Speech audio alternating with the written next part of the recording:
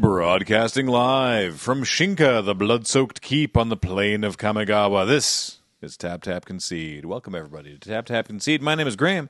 Joining me is Nelson. Hey, I'm here. And Wheeler. At least it's not Okina, Temple to the Grandfathers. I couldn't tell you offhand what either of those lands do. No, that's one land. There's a reason for it. Yeah. Longest name in Magic, maybe until recently? Unless you count unsets. You decide. You know I don't. Yeah. You know I don't.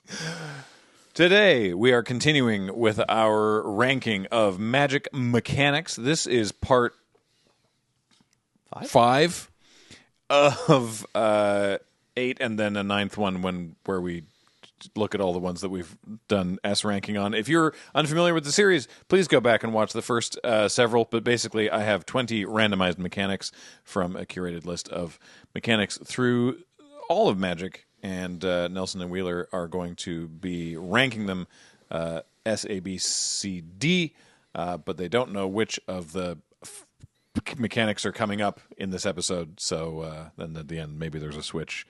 Well, I assume by now you've been watching the other episodes, but maybe not. Maybe this is your first one. Who knows? Settle in. Before we get into the mechanics, I want to remind everybody the show is brought to you by our friends at Card Kingdom. Please check out cardkingdom.com/LRR for all of your cardboard needs.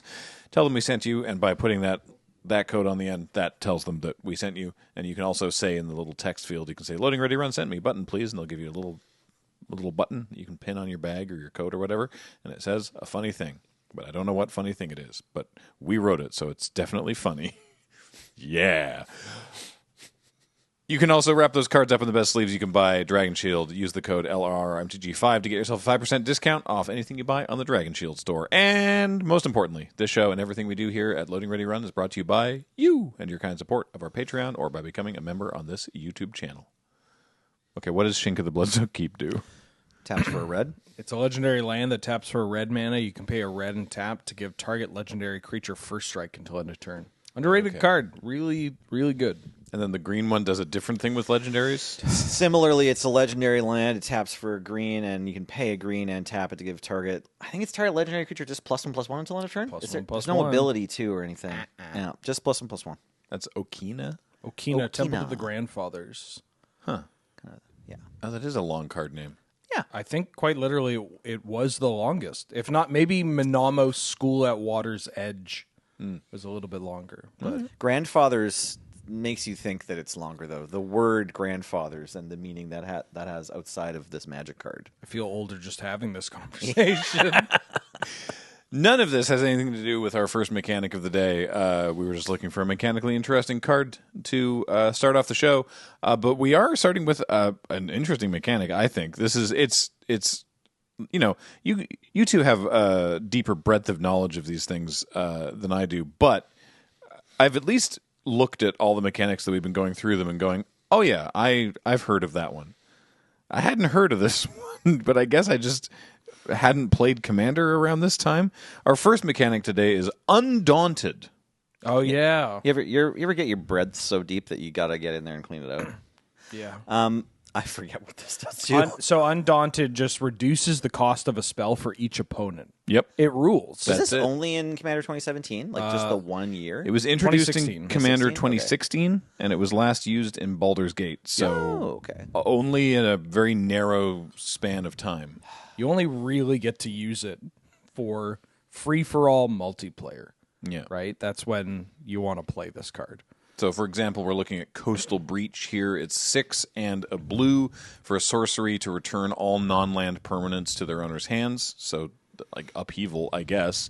But if you're in a 4-player game, then this will only cost you 4 mana because it will be 1 generic less for each of your 3 opponents. Poor sweet summer child Graham thinks this is upheaval. It's Devastation Tide. No, what's the other? It's Devastation Tide. Is Devastation Tide everybody's everything? right. Yours right. too. Upheaval hits lands too. Upheaval hits yeah. lands, brother. Yeah. It's a whole nother dimension of sweeper. Yeah, I forgot about that. There is a speaking of sweepers, there is also a wrath. There's Sublime Exaltation, which is The white one. 6 and a white. Just right. destroy all This creatures. is the one from Baldur's Gate, right? Or No, this one's okay. from the 2016. Also 2016. Yeah. Okay.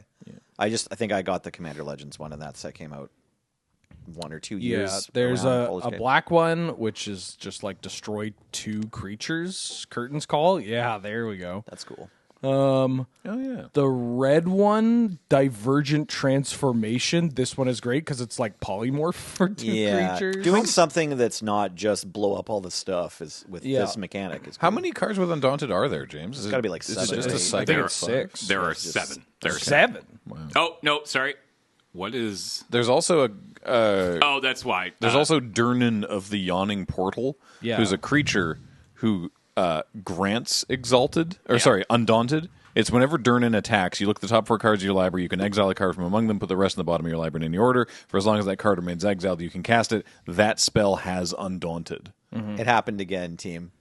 Every year there's been another card from Baldur's Gate I've literally never seen before. Yeah, Never seen like Durnan never seen this man in my life. Yeah. He is a commander deck commander. Nice. Or he's either the main commander or he's the backup commander For like a little archetype. for one of the precons. Oh, okay. Yeah. He's cool. Yeah, this is cool. He's obviously the barkeep or something from the Yawning Portal. Like he's clearly the staff of some kind. Yeah. What's the other The Yawning Portal is a bar. I know that. The regrowth. Yeah, the Seeds of Renewal. Okay, yeah. See, this is neat. I think Undaunted is pretty clean. Like you can make maybe like lifetime 10 of these, 15 of these, and then you're done. But you don't need to make a ton of them. You could make 100 of these cards, couldn't you? Just get every different kind of effect. Well, right? I mean, because you could put it on just regular creatures too. It's just a cost reducing. You could. Do you want to? No. Like it just gets boring when you have too much of it. But when you have it on certain cards, that it has kind of a reverse scaling effect, right? Where like you want these cards to be either somewhat chaotic or have this kind of cooperation politicking available of like, well, I can polymorph your crap creature and my good creature. Or I can return this card to your hand and this card to my hand. Or like, which 2 creatures are we killing? Like that's the big one. Is you cast the Curtain's Call and you go, okay, what needs to die? Right? I'd love to see this on just like Hill Giant with haste. Yeah. Like just give me, or like 5 mana for the 3/3 even. Like so it's like it's 1 less cast for each opponent. Yeah. No, I think Hill Giant's good because if you're trying to be aggressive in Commander, you actually want to play something that approaches closer to like a normal 2-player game or whatever with your deck building. It's like maybe we could just be attacking on turn 1 with like a bigger creature that normally attacks on turn 1 in, outside of Mox's formats. So it feels like there's a bit of legs for more stuff, but that archetype I just described doesn't really exist, right? Yeah. Well, there's again. I'm just going to go back to like, why would you want to? Right? Sure.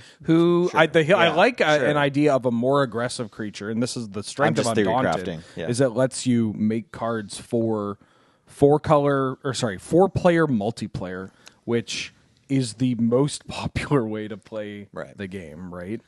Even outside of Commander, I mean, kind of 4-player multiplayer kitchen table is not what it used to be, but that was like one of the primary ways that people played the game. And so just having these cards where it's like, if you have a bunch of people, you get a more powerful effect, but also because it's cheaper, you feel like you can throw around a little love, which is kind of cool, right? It's like, I could Wrath here, even if it's only killing 2 really scary creatures, because it only costs 3 mana, 4 mana, whatever. Right. You get a little spicy with it because you don't feel bad about your spell because it was cheap. Right. Exactly. You just go for it. Yeah. I want to agree, by the way, before Commander became popular, even when Commander had first kind of started, like casual multiplayer, multiple people playing at the same table, like that. I played a bunch of games like that in the 90s. That's how a lot of people many played. people probably have it now because they just play Commander, but it's like, 60 card, you can play 4 ofs and 20 life, but there's like 3 or 4, however many people are there that night or on the right. in the People same are game. still casting Raging Goblins and stuff. Yeah. Okay, so it's a bit of a nothing burger mechanic, right? Like you could throw it on any card that people care about from this year, and you're like, sweet, it's cheaper in 4-player now. But they don't, which is probably smart. And then, like, it's not on any card that people are like, oh, I love this one card. It does this effect that I love. And it happens to have Undaunted, you know? There's no Noble Hierarch. That's the one I think of whenever I'm, like, thinking about a mechanic. Like, what's the one people remember? Right? And Undaunted doesn't have that card. So right away, I want to put it below B. I'd put it. We could put it in C. I'm fine with C. It's actually really good. This is kind of the issue with cost reduction. Is that, like, at the end of the day, like, do I care? Yeah. Why I got, you know? Does this evoke joy? Like, there are incentives to me getting this cost reduction, but at the same time, I just care about the cost reduction. I care less about the incentive. And you want people to care about the incentive because that gets them invested in building around themes or playing with specific cards or a variety of cards. But if it's just like, hey, do this thing and it's cheap. You're like, oh, I heard cheap. That's all I care about, right? Yeah. So it's just kind of, it doesn't stick. Yeah. So All it's right. fine. Yeah. Our next mechanic is on slightly more cards, but still only 9, with maybe 1 or 2 more from before this was keyworded. This is an interesting one. It's Provoke. Oh, yeah. So this is when this creature attacks, you may have target creature defending player controls untap and block it if able. So this came before fight or punch effects. Green didn't have removal. Right. When Legions came out. Well, Provoke, being a Legions-only mechanic, is not actually a mechanic in Magic the Gathering. It's a mechanic in Legions. In Legions, yeah. Legions was different. So, yeah, if you didn't know, only creatures were printed in the set. It was one of the experiment sets, like Alara Reborn and Torment. You know, they took a big swing, and every single card was a creature. There's no lands in this set. No sorceries, no instants, no nothing. And in a world where everything is a creature, a Ravenous Chupacabra or Necrotal, Flametongue Kavu, whichever, like 187 you got, is going to be the best thing in the world. So they didn't really make those. They had some like that were morph creatures. And cycling creatures. So there's the cycling goblins from Legions. There's to put all your the spells incinerator on the creatures. Yeah, you got to figure out a way to do that, but also in a way that doesn't make it like the only or best thing to do. Like the incinerator is kind of balanced. James, if you have Gem Palm Incinerator, it's not a provoke card, but it just made you put lots of goblins on the field before you get that FTK effect. Right. And doesn't add another body if you're going to you're not playing a creature in order to cycle. Never mind, but James, it's okay. Provoke is a way of having removal on creatures in a set without instants and sorceries that also doesn't just say, hey, kill this. You still have to play the numbers game. I think Provoke sucks. Yeah. I have a lot of nostalgia for Provoke. I played a lot of these cards as a child. And some of them are still okay. If you can get strategist called Deftblade Elite. That's the 1-mana 1/1 Provoke, and you can pay 1 and a white to prevent all combat damage that would be dealt to and by Deftblade Elite this turn. Right. So you can use this as kind of like a weird master decoy. Or not. You can make your opponent think that that's what they're going to do until the point where they block with an X1, and then you're like, I'll just trade. Or make them think that that's what your mana is doing, and they're like, no, Deathblade Elite's just going to die this turn, and I'm going to like Giant Growth this other creature and win or whatever. Yeah, so this one doesn't have a huge stat line, which means Provoke is usually just going to kill it as well. So the amount of times that you can Provoke is lower. It's cheaper, which means it's a little easier to incentivize you, including it in your deck. And you could play this in a deck with a bunch of pump spells or soldiers or just, this is your little guy attacking with your bigger guy, kind of like, Taunting Elf or I forget the card that Nelson literally just mentioned, but like a Master Decoy. Master Decoy. Right? Like you can use them to push through big things. So it does a lot of different things, whereas every other Provoke card only does one thing. And that one thing sucks, dude. Leave my creatures alone. Like, it sucks when... This sounds funny. Like, Magic players are, haha, like, of course I'm not going to leave your stuff alone. They're that's magic. I'm supposed to interact with your stuff. I'm going to kill your stuff and beat you. It sucks. Like, there's a rule of the game of like, no, like I get to choose whether or not to send creatures into the fray or not. And there are cards and effects that obviously circumvent that, right? But still, to have it attached to something that is just so... Like, the fact that it untaps, to me, that's not exciting. And it doesn't make either player feel smart, right? Like... Goad. I guess I'll use my Jitte counters to kill your creatures. I'm so smart, Good job. Yeah. Goad is a mechanic that basically forces a creature to attack, right? Mm-hmm. And that often can put you in situations where your smaller creature gets eaten by an opponent's bigger creature. But what if you find out a way to use that creature to tap it some way? You crew a vehicle, or you station a planet, a spacecraft, whatever, or you tap your mana dork, a bunch of different things, or you attack with all your creatures they didn't think you would. There's so many things cool you can things do that happen when you get goaded. Right, it can happen. And so there's gameplay. Provoke is just, hey, I didn't technically swear. Nice. It's just like, come over here. Yeah. It even untaps the creature. I forgot about that. The provoke untaps the blocking creature. Yeah, so they have to. It's like, you have to block. The Deathblade Elite, also, I wanted to just give one more shout out. It's particularly punishing. Like, its provoke is better because it only costs 1 mana. If you're on the play, you can keep them off Birds of Paradise or a Noble Hierarch. Yeah, Birds of Paradise is the only one that kind of mattered because it was around back then. So if you were on a budget standard deck, what I find interesting, weenie, sometimes that could happen. And we just have the opportunity to sort of go a little deeper because there are only 9 cards, but the creature still had to be a legal blocker, right? Yes. Right. And so it means that if you had a creature with flying, they couldn't block the creature with flying. And so there's the Swooping Talon. This card sucks. 4 white for a 2/6 flyer with provoke.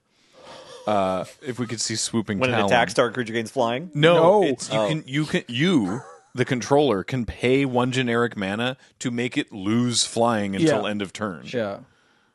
That's so cool, dude. I love, being, oh my... It's like a jerk-off mechanic right there. Right, in the sense of somebody making that card was like, I'm so smart. I'm going to make my own creature lose flying.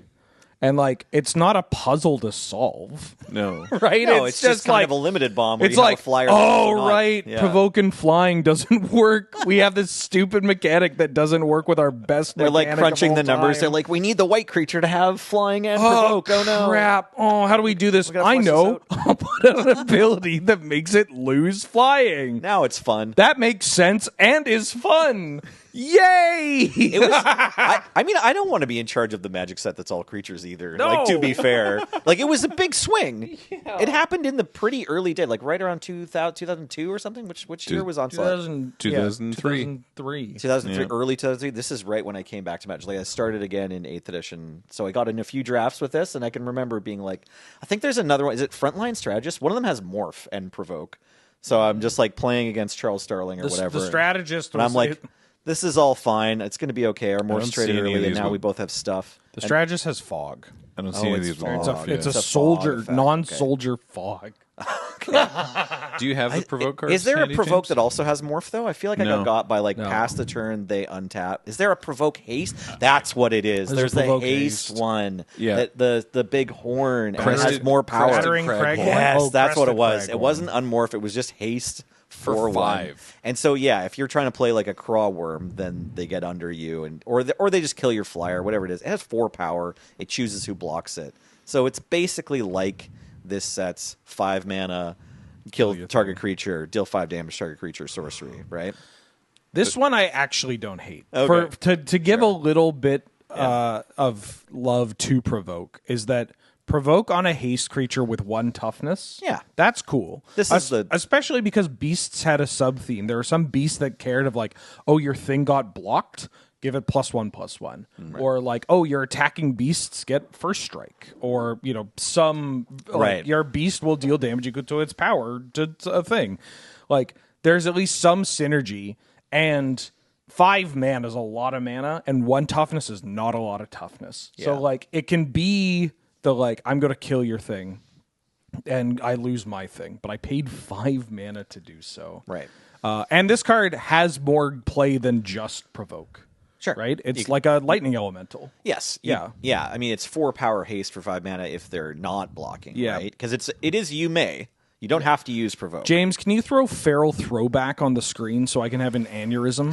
So Feral Throwback, this card has 2 terrible mechanics. It's a 6 mana 3/3 provoke and then amplify 2, which you as it comes into play, you reveal cards that share creature types. We haven't hit amplify for yet. Each D. But I think we're putting both of them at D. Keep going. Sorry. Yeah. Well, you just reveal the number of creatures from your hand that share the creature type, and you get N counters for each card revealed. Point is, this thing is just it's not powerful, but in a limited environment or in a set with mono creatures or at a kitchen table, it's just green the abyss. Yeah, right? who cares?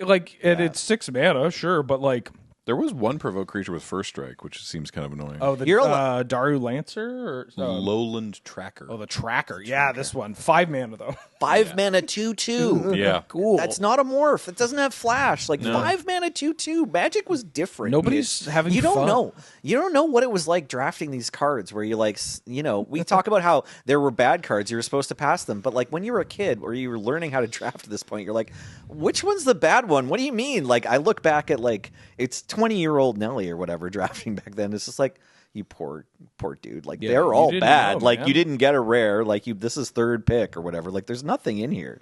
Don't feel bad. Fun little piece of trivia just before we move on to the ranking. And there's a big hint in the question. What's the most recent Magic the Gathering game piece to use the keyword provoke on it? Game piece.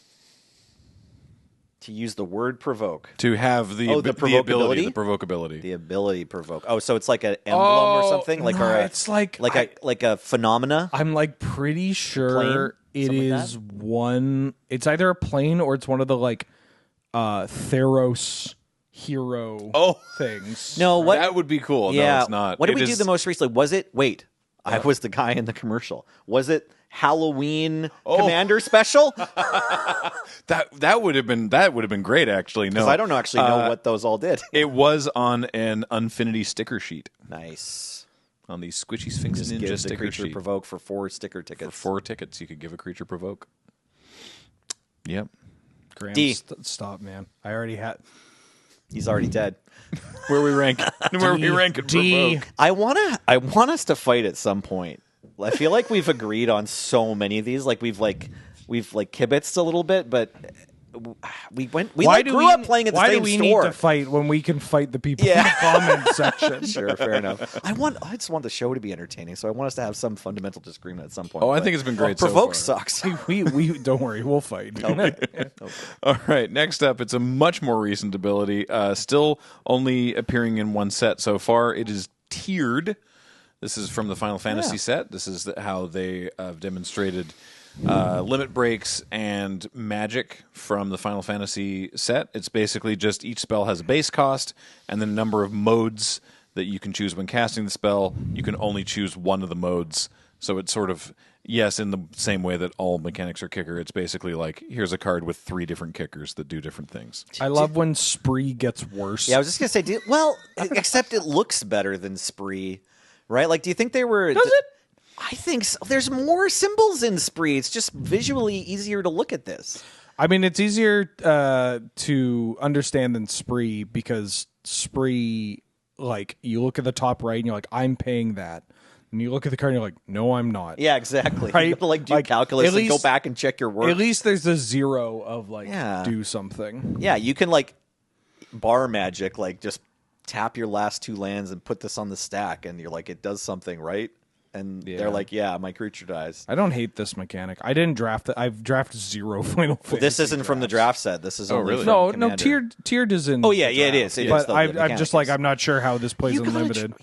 You Honestly, love draft in general. I like to draft. This and Edge of Eternities were the really good draft sets this Final year. Fantasy was a really good I draft. I actually haven't played enough Avatar. I've barely played any draft at all, but I want to try it too. I think it's gonna be fun. It's also pretty fun. It's good. But this one, I thought it was fantastic. The FF draft environment. If you have time when it's on Flashback, I recommend it. I mean, I think it's really fun.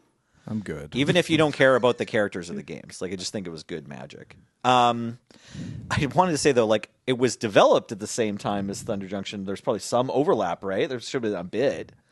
Yeah. So I wonder, like, did One they could have steal? fed into Did the they other. steal? Well, did they steal tiered for this set when they were developing tiered for Thunder Junction? And then they're like, okay, we got to remake it, but different. No Can comment. we see a card with Spree? What's the difference between tiered and Spree? Spree, you always have to pay at least one more mana, Yeah, and you could choose multiple. and you can choose multiple. Yes, so it's different in that sense. But okay. they are riffs on Entwine and Kicker, right? Like everything's Kicker, but these mechanics, Spree and tiered, are specifically Kicker. And for some reason, for Spree, they gave it the little like. They need to remind you Symbol. somehow that you have to pay more mana. All right, you wanted to fight more. I'll push back. I'll say Spree is actually closer to Fuse. It's Fuse with Kicker. I know where you live. You're right, though. I don't that's care. A good call. I don't care about tiered. You don't That's care my about thing. it? It's fine. Who cares? Okay, so I'll be the guy who played the FFF Sure. the FF games to try to back it up. They did do a good job of connecting the feeling of your character levels up and has more options available to them as you're playing the JRPG. Yeah. And so then that's like the equivalent of putting more mana. I think it's always more mana. I don't know if there's different costs with tiered. It's always more mana. If you have more mana, aka you've been playing this JRPG of cards for longer, specifically since you started playing the game. This game you're in, you can make it better. And so that's pretty elegant. So I want to give them some nod for that. I don't think there's any tiered cards that have alternate costs. I could be it's wrong. it's all mana. It's all mana. It's just always mana. Fair enough. It just costs more mana. So that's kind of elegant. We could put this in B. I'm fine. I was just going to ask for B. Damn it. The one Sure, we're supposed why to not? fight over. Well, I don't know. You could put it in C. Maybe I'm supposed to fight for it to be an A, but I'm not because it's really not that big a deal. It's just paying costs. It's just Entwine. Like they did a good job of it. B is a good rank for this kind of mechanic. Yeah. Like tiered exists. It exists. You nailed it. Like sometimes it's perfect and it's like a B tier. Like people don't care about it that much. All right. Yeah. It didn't get its little icon. Weird. All right. Well, there we go. Tiered. Next up, the spell's so nice you're gonna cast it. I mean, more than once potentially. Please tell me it's Rebound. No, Entwine? Retrace? potentially. Potentially. Well, I guess both of those are things that you could potentially Buyback? cast. Just say the goddamn card. It's name. buyback. Oh, baby. Z tier.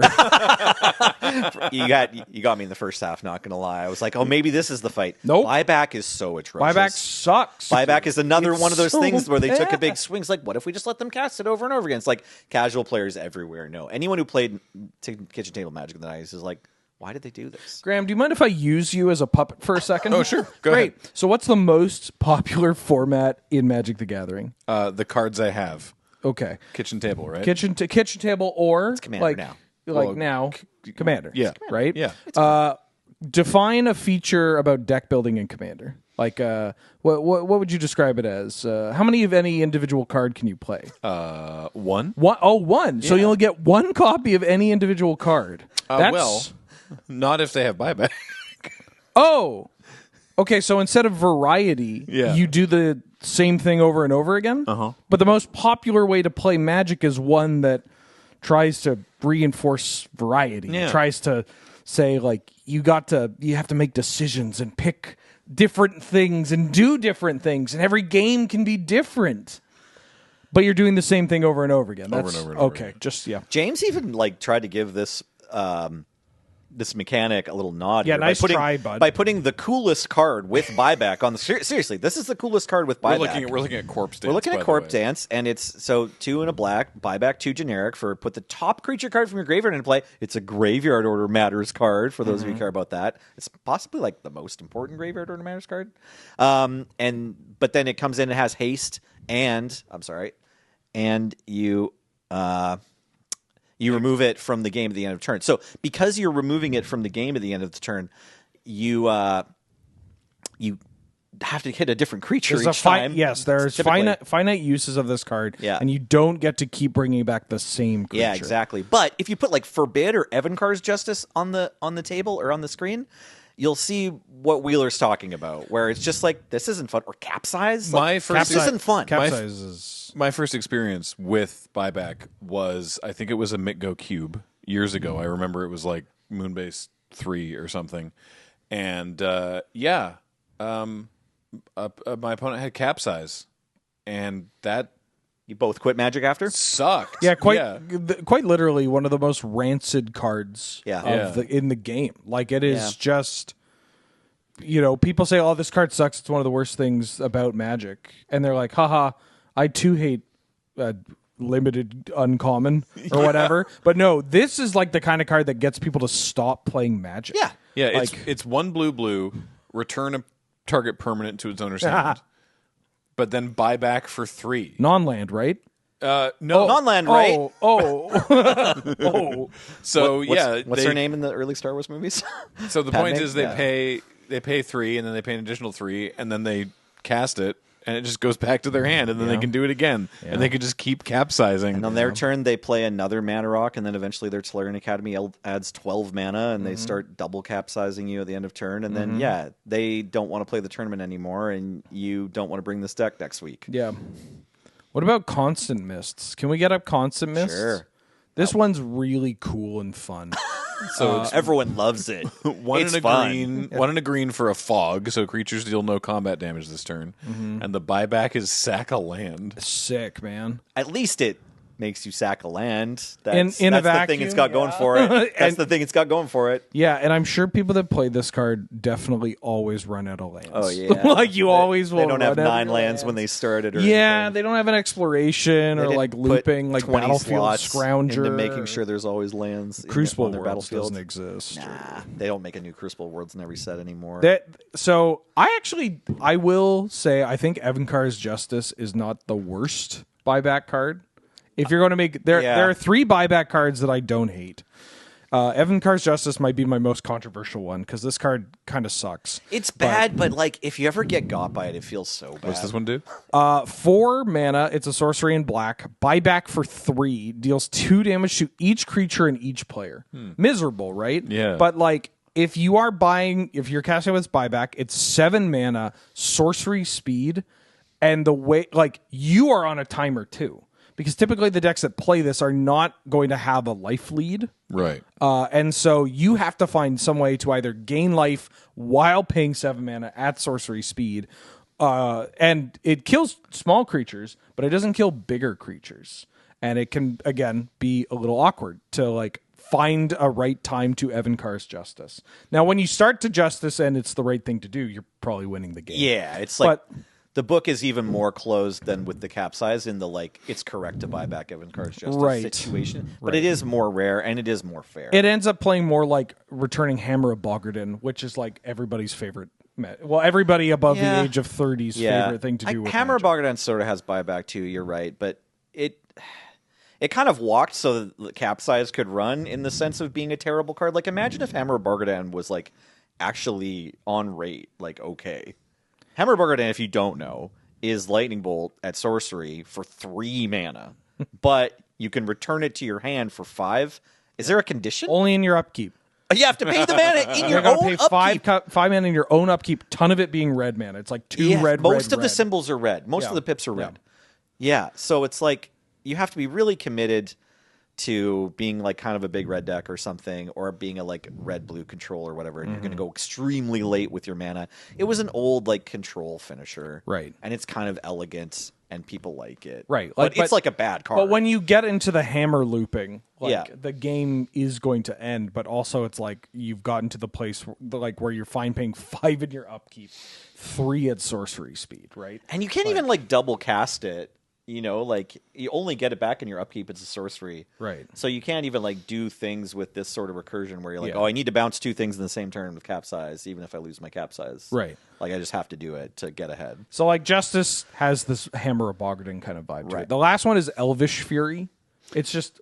which they brought back in a Modern Horizons. That one's actually fine. It's like 1 green +2/+2, and then buyback for 4, where it's like as soon as you know it's there, like you might get got the first time, but if you get got the first time, it's 5 mana for +2/+2. Yeah. So how get got did you actually get got? How got did you actually get? And then It's also a buyback card you don't hate to just pay for 1 mana. Just get rid of it. You're like, oh, okay, my deck has 4 Elvish Furies in it. I'll use 2 of them for 1 mana, or 3 of them for 1 mana, and then 1 is my buyback copy. That's kind of interesting. Here's large growth. And once you do it once, they're like, right, Elvish Fury. Now I have to block an attack with the knowledge that Elvish Fury exists, which can be a kind of interesting puzzle at times. But the rest of it, there's so much buyback, and it basically all sucks outside of like those 3 cards. Yeah. And there is a waste of an artifact slot in Exodus. Memory Crystal? There's Memory Crystal. I forgot about that one. It's a 3 mana artifact that just says buyback costs are reduced by 2. Oh, thank God! So I can curve Memory Crystal into capsize buyback. So messed up. Sick, man. So Sick. messed up. Best part is you never played this card. You instead just played the medallions from the same block that reduced like all the costs of a single color. By 1. So instead of Memory Crystal, you played like Sapphire Medallion, and you said, "Well, I don't get to go Crystal into Capsize, but I get to go Sapphire Medallion into all of my counter spells are cheaper, all my draw spells are cheaper." And then you draw multiple Sapphire Medallions, and your opponent never gets to play. Buyback's like the most F tier, about the most F tier you can get. It's bad. They did make a new buyback card in Modern Horizons as well. Recruit the Worthy? That's the one. It's a single white mana for make a 1/1 soldier token, and you buy back for 3. That's them apologizing for Sprout Swarm, the most egregious buyback. One of the most egregious buyback. That's the callback that wrecked Pauper, and unlimited and Draft. Yeah, They literally the draft was so bad. They literally brought back Time Spiral Draft and said we've removed Sprout Swarm, or they put it at rare or something. Like they edited, they did an edited version of that draft MTGO? on MTGO. Because Sprout Swarm was a rare. Like Sprout Swarm was. I'm struggling to think which Future Sight card you would pick over it. Like say you're drafting Time Spiral Planar Chaos Future Sight. It's Foil Tarmogoyf. Yeah, right. It's Pascal Menard. That's it. Yeah, that's it. Because this card was just is backbreaking. Like it's, I don't know that it's still relevant in Pauper. Times kind of moved on, but it was for like a decade. It was good. It was really good in Pauper for a long time. Mm-hmm. Yeah. All right, that was that was a D. I think I missed it because it was so obvious. It's a D because we don't have F. All right. Next up, this is an interesting one because I know that this style of mechanic is divisive. From Born of the Gods, we're looking at Tribute. Oh, no. So I heard Born of the Gods, and right away I'm like, well, it doesn't matter. So this is what's known as a Punisher mechanic. So I'll read you this one. We were looking at the Nessian Wilds Ravager. It's 4 green for a 6/6. With Tribute 6, as this creature enters the battlefield, an opponent of your choice may place 6 1/1 counters on it. When Nessian Wilds Ravager enters, if Tribute wasn't paid, you may have it fight another target creature. So the way this works is, when it enters, your opponent can choose to make your creature larger, and if they don't, then you get some other benefit. Oh, so they get the choice? Yes. That's right. Oh, okay, cool. That's the issue. That's always where it comes down, right? Is that it's like you just anything where you give your opponent a choice is bad? Just about. Yeah, I mean, I think where this gets worse is that, like, I don't know. It's a mechanic for people that think that buying scratch and wins will pay out eventually, right? Like it's surely they call it Punisher, but it could be called Gambler's Fallacy. It is cool that they print, like, people talk about how big green creatures or whatever, they're like, these are dumb people cards. It's like, that's rude. These are dumb. Like, this is for the stupidest person you've ever met. No offense. I love Tribute. I like it in Commander. I think it's kind of fun. I mean, in Commander, it has way different applications than Draft or Standard. Like, and they did give us one that got some play. Right? Didn't the 1 green and one red green 3/3 get played because both Fanatic sides were okay? Xenagos. Yeah, Fanatic of Xenagos. Yes. Yeah, they did give us one Tribute card that was like, actually, both sides are good enough. So yeah, this one's always got Trample. It's a 3/3 Tribute 1, and if the Tribute +++ counter isn't paid, it gets Haste as well. So 3/3 Trample Haste or 4/4 Trample, either way for 3. It's really, you can craft an aggro around whatever. And this choice card they is plan. still bad. It's pretty bad now. It's almost like it has Riot, but your opponent makes well, the they literally they made Gruul Spellbreaker, which is this card, except you get the choice, and that card was playable. That card was like a standard Darling. But this was like 5 years before that card got printed, and they were like, "This is the sort of thing we want to see green-red players do, and they'll love it." And it's like, yeah, close enough. So I may have been a little harsh about Tribute. Okay, I have a bit of, about these Punisher cards. Oh, okay. But to the people that like them, because again, I like them in Commander. I think this mechanic has aged a lot better when you're sitting at a table with people and be like, okay, I'm going to play this card. I need somebody to let me like fight, and you can make these kind of you can have a conversation about like, I don't want a 12-12. You're going to give me a 12-12. You might give me a 12-12. And you are definitely not going to give me a 12-12 if I also like say that I'm not killing your creature. Right. When you play the Hydra and you're just like, look, I'm going to fight the problem creature. Right. Right? Like, you want that Baneslayer Angel dead, right? Or whatever it is. Yeah. And then you can get along. And that's kind of cool, right? Like, that's having moments where you get to work and cooperate with people who are effectively your enemy in this like game. Is neat. That's what comes to my mind when I think of like politicking in Commander, right? Like, because then it's like, okay, gang, what are we going to do, right? How do we deal with this? Because we still want to keep playing this game, and this won't let us. Right. But that's only for some number of tribute cards, because there are other there are tribute cards that are like, okay, you either get a 5-mana 2/2, or you get a 5-mana 2/1/1 that gains you 5 life. Right? Like there's some of the tribute cards. It was from Born bad. of the Gods, yeah. Yeah, Born of the Gods is not a good set. Isn't there a flyer that's like it's either more tokens or you get something back from your graveyard? That one's kind of interesting. The Harpy, I think. Is that what I'm thinking of? I don't know. Anyways, Wheeler's being really generous to Tribute here and pointing out that like specifically that Hydra, maybe one or two other cards have some cool applications for politicking in 4-player free-for-all games. I don't think that pulls it off D tier. I don't want to put this at D tier. Really? I really don't want to put this at D tier because I think that it's, again, this is a mechanic that bad players are going to get it wrong, but that's okay, I think, because also they get it wrong but don't realize how wrong they got it, right? Like, I don't know, if I give you your big creature instead of letting you kill my thing, they're like, nice, I got a 12/12. And you're like, Doomblade. And they're like, oh, that's Doomblade's fault. Not like the fault of the 12/12. Right. And some, okay, I'm looking at some of these. Yeah, you have like There's 11 cards with this mechanic. Destroying a non-creature permanent or getting a 6/6. The fight creature, casting an instant and sorcery from your hand for free. Right, that one's kind of neat. Gaining control of a creature.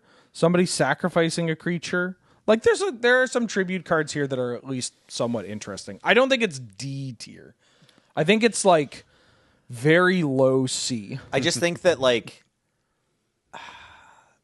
okay, I'm fighting you over this one. Great, let's fight. It's just that like I know buyback is taking up a D tier slot, but like I agree it should be an F. Like it doesn't have to be as bad as buyback. And I think it's maybe it isn't as bad as Provoke either. You know what's messed up for the mechanics we've gotten today? It is C tier if we're great on a curve. Yes. I just think that we're getting it all front loaded, and we're gonna wish we're gonna. Okay, I will do your C tier. This is my peace offering. I will do your C tier with the understanding that like we might be using the swap to get tribute. That's okay. I'm fine with that. Really think this mechanic's bad. I'm understandable. Okay. And isn't it interesting how we coordinated despite the fact that you could have just shut me down completely, but instead we found something that is, an interesting result where we may have an engagement later down the line where we're going to recall this incident, not unlike Tribute. Connections, dog. Connections. All right. It's funny because I think it was episode 3 or something where like the first 4 or 5 mechanics were all like A's and S's. Yeah. And this is not that. Yes, we had an episode where it was like, oh no, we don't have enough S tier spots. Yeah. This one, there are some mechanics coming today that are not like this. But for now, we continue the trend of this was in one set and on not very many cards. Oh, good. That doesn't mean I won't like it. And to my understanding, kind of medium. Okay. Next, we're looking at Sunburst. Oh yeah, I was waiting for this one. Yeah. This one in Radiance, I'm gonna go to bat for. I think Sunburst is great. All right. I think it's fun. I think they were like, we want to make this plane all artifact space. Like at first, like when they first started shaping like Karn's world of Mirrodin in the creative talks, probably at some point Rosewater or whoever was like, everything's an artifact. Yeah. The whole set, it's all artifacts, right? And that's not what they ended up with, right? Because then Affinity would have been even more busted and limited. But like, it's mostly artifacts, and this is a way to be like, your artifacts are also gold cards. Yeah, neat, right? I'll go to bat for Sunburst. Yeah, it's cool. It's have we explained what the mechanic is? No, let's do that. Sorry. So we're looking at Engineered Explosives. I would argue the most famous card with Sunburst. Yeah. Engineered Explosives costs X, and Sunburst says this comes into play with a charge counter on it for each color of mana used to pay its cost. So in the case of Engineered Explosives, because it's X, you can just pay all 5, and it comes in with 5 counters.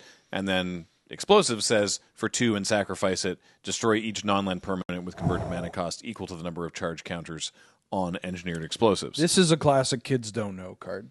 Right. Like you don't understand. This card was like $50 to $70 at one point. Yes. There weren't mythic rares back then. No. Yeah. Saw play in standard, modern, extended, legacy 1.5, like type 1 this vintage. Was this the first? Canlander? No. Was it the first thing like this? There was a Ratchet Bomb before Ratchet Bomb. That Powder was Keg. A powder Keg, right. Yeah. So this was only the second Powder Keg, essentially. Like Powder Keg, similar ability to like blow everything up to a certain mana value. So, but that was a non-creature artifact. Let's also take a look at Sun-Touched Mirror. Oh, yeah. So this is an example of a creature. It's 3 mana for a 0/0 with Sunburst, meaning it enters with a +1/+1 counter for each color of mana, but it only costs 3, so the maximum you can get out of this is a 3/3. Okay. We had a nickname for this card, didn't we? Yeah, we did. I can't remember what Me it was. neither. Though. Yeah, we had a nickname for it. Another classic example of the kids don't know. Okay, so go with if you're younger than 25 or whatever, this may, or if you're new to the game, this may shock you. There was a time where like playing a Grey Ogre like wasn't the worst thing in the world. A Grey Ogre being just Grey Ogre. A 3/3 for 4. No, Three- 2 two for 3. for 3. Sorry, 2 for 3. 2 for 3. That's what I thought. Yeah. And so if you cast Sun-Touched Mirror and it's a 2/2 for 3, but you could have used like whatever mana you had lying around, like this could go in any deck. Be a 2/2 for 3 that also synergizes with all your artifact cards. That's cool. And if this is a 3/3 for 3, they didn't make those, dog. Brother, now you got a stew going. Yeah, this card was printed before Centaur Courser. Yeah. Like and if you didn't know, Centaur Courser came into Magic like 15 years after it started and was a new kind of high watermark or a whatever. 3/3 for Like, 3. Not Holy moly. 15. Sorry, it came out in Future Sight around It was in 11 or it was something. in Future Sight. Yeah, like 10, 11 years. Yeah, Yeah, like that. we had like trained Armadon and Gnarled Mass and whatever, like Right. 3/3s for 3 that required double pips of mana, Yes. which was actually a thing that they did back in the day, where you had mana costs to pay, where you had to be particular with your mana. Where now everything might as well be colorless. You saw Hammer a Booger down earlier. That's what we're talking about. Yeah. I love Sunburst. I mean, I grew up with Sunburst. I have fond memories of it, but also I just think it's cool, right? Like, yeah, playing this as a 3-mana 3/3 that has counters, that is an artifact creature, synergizes with a bunch of things, is cool. Like, you really feel the benefits of getting as many colors in here as you can. But even if you can't, it's not the worst. Skyreach Manta is like my favorite example. I wanted to bring that card up. So, like, losing to something like Elspeth Knight Errant or, Baneslayer Angel, like, it just like some card that's like good enough for standard, but it kills you in draft sometimes. Right? Obviously, that's where the cards come from, is the packs, right? People usually draft. And, like, yeah, you lose these limited games to standard bombs. It feels really bad. But losing to Skyreach Manta always sort of felt like, yeah, okay, good job. Yeah, man. They're both 5/5 for 5, theoretically. Skyreach Manta, the 5 generic Sunburst with just flying, and it's a 0/0. And, like, Yeah, I don't know if your opponent managed to do that. They obviously set up a bit. Exactly. Worked for it's it. like, oh my cast God. some spells to have those manas. How'd you lose? Dude, they had a 5/5 Skyreach Manta. And It's like, okay, I gotcha. Yeah. Or sometimes they play a second one, and you're like, okay, that's why you're you and I. But like playing this as a 3/3 Skyreach Manta, not solid. that bad. Still Still solid. kills you. 4/4, also really scary. So like you don't feel bad based on like in a range of the scaling. Obviously, don't play this on a mono blue deck. What are you doing? Right? Like a monocolor deck. But in that environment, there are other incentives to go monocolor or to like have primarily one color. And it really rewarded you for like your choices you made in the first 2 packs, either way, right? Like going into this. And they brought Sunburst back. They brought it back for the Edge of Eternity's commander. The Lux Artillery gives any of your artifact creatures Sunburst. Right? Right. And then it also cares about counters. It's a cool enough mechanic that I think they like converge, right? Like is Sunburst, but outside of artifacts because they acknowledge that players like this kind of theme. They like that there are some considerations being made where like including triomes, right? You will see Sunburst cards or Radiance cards. Not Radiance, Converge cards Sure. show up in like 2 color decks where they'll be like, oh, I'm blue-white, and I have this kind of card that wants me to play as many colors as possible, so I'm going to include like a blue-white-red triome and a blue-white-black triome. And like there's a cost of inclusion for those cards, but like it's sick enough that they want to do that, and not in a way of like, well, I'm going to splash black for Psychic Frog because it's Psychic Frog. Right. You just need the land types like Domain, or you just need the mana symbols. Yeah, right? which is kind of that's cool. It's cool. All right, we're with Throne Sunburst. I think A is okay. I could go with A. Yeah. All right. It's not quite an S tier mechanic because it doesn't have a ton of reach. Like I that's the only thing keeping off S for me is like there's not a lot of different things to do with it. One of my can't be more than 5. Yeah. One of my least favorite things about, not to get negative, but one of my least favorite things about what they did to my beloved Mirrodin is that I think they had a lot of great ideas that unfortunately took place in 2003 and 2004, right? Like, Affinity is kind of cool, but just don't make artifact lands, you dummy. Right. Like, they're about, Sunburst. They've brought Affinity back a bunch now because they figured out it's like, this isn't that bad as long as we like take the long view and figure out what it's going to do. Like, what's the play pattern going to be? As long as you don't make ancient tombs. 6 ancient tombs at common, right? Yeah. Like, and because of the Phyrexianization of Mirrodin, right, we lose out on like how cool would Sunburst be in like a more modern draft environment? Sure, yeah. That isn't Oath of the Gatewatch. No offense.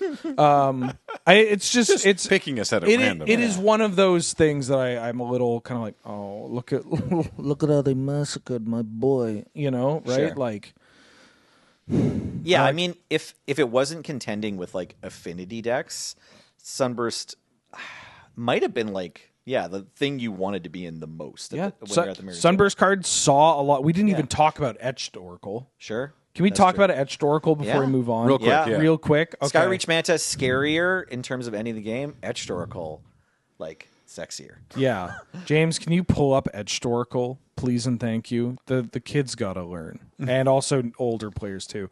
So Etched Oracle costs 4 generic, 0/0, artifact creature with Sunburst.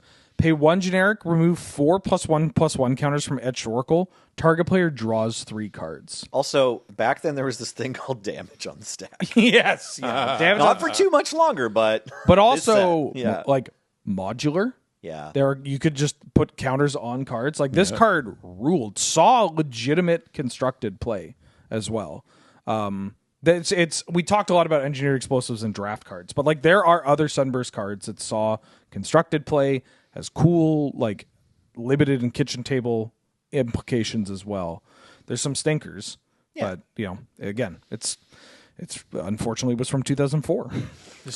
Nothing we could do. Then let's look at a mechanic from 2025. Uh-oh. It's from this year. Hey, great. Hey, it's Mobilize. Let's get the boys together. This is from Cons of Tarkir Dragonstorm. Mobilize N says whenever this creature attacks, you create N tapped and attacking 1/1 red warrior creature tokens, and you sacrifice them at the beginning of the next end step, or typically to other abilities before that. Mobilize. I don't like Mobilize. You don't like it? I do like it. I think it is too good. Here's the thing, though. How many games in like the last 6 months since Tarkir Dragonstorm was dropped, you've been like, damn it, the mobilized creatures got me. I think it looks really good on paper. Like when you're trying to analyze the card, you're thinking about, Magic in a Vacuum. Like you're like, I'm attacking with this, and I'm imagining you don't have any blockers, and this is amazing. And then after combat, I'm clamping both my 1/1s, and my Blood Artist is making you lose life, and like all these things you think that are like so terrible, and they're all going to happen to you, and you can't sleep at night, and you're in a cold sweat. You're reliving the game you played against Wheeler the day before, and you're like, what if I did this or that?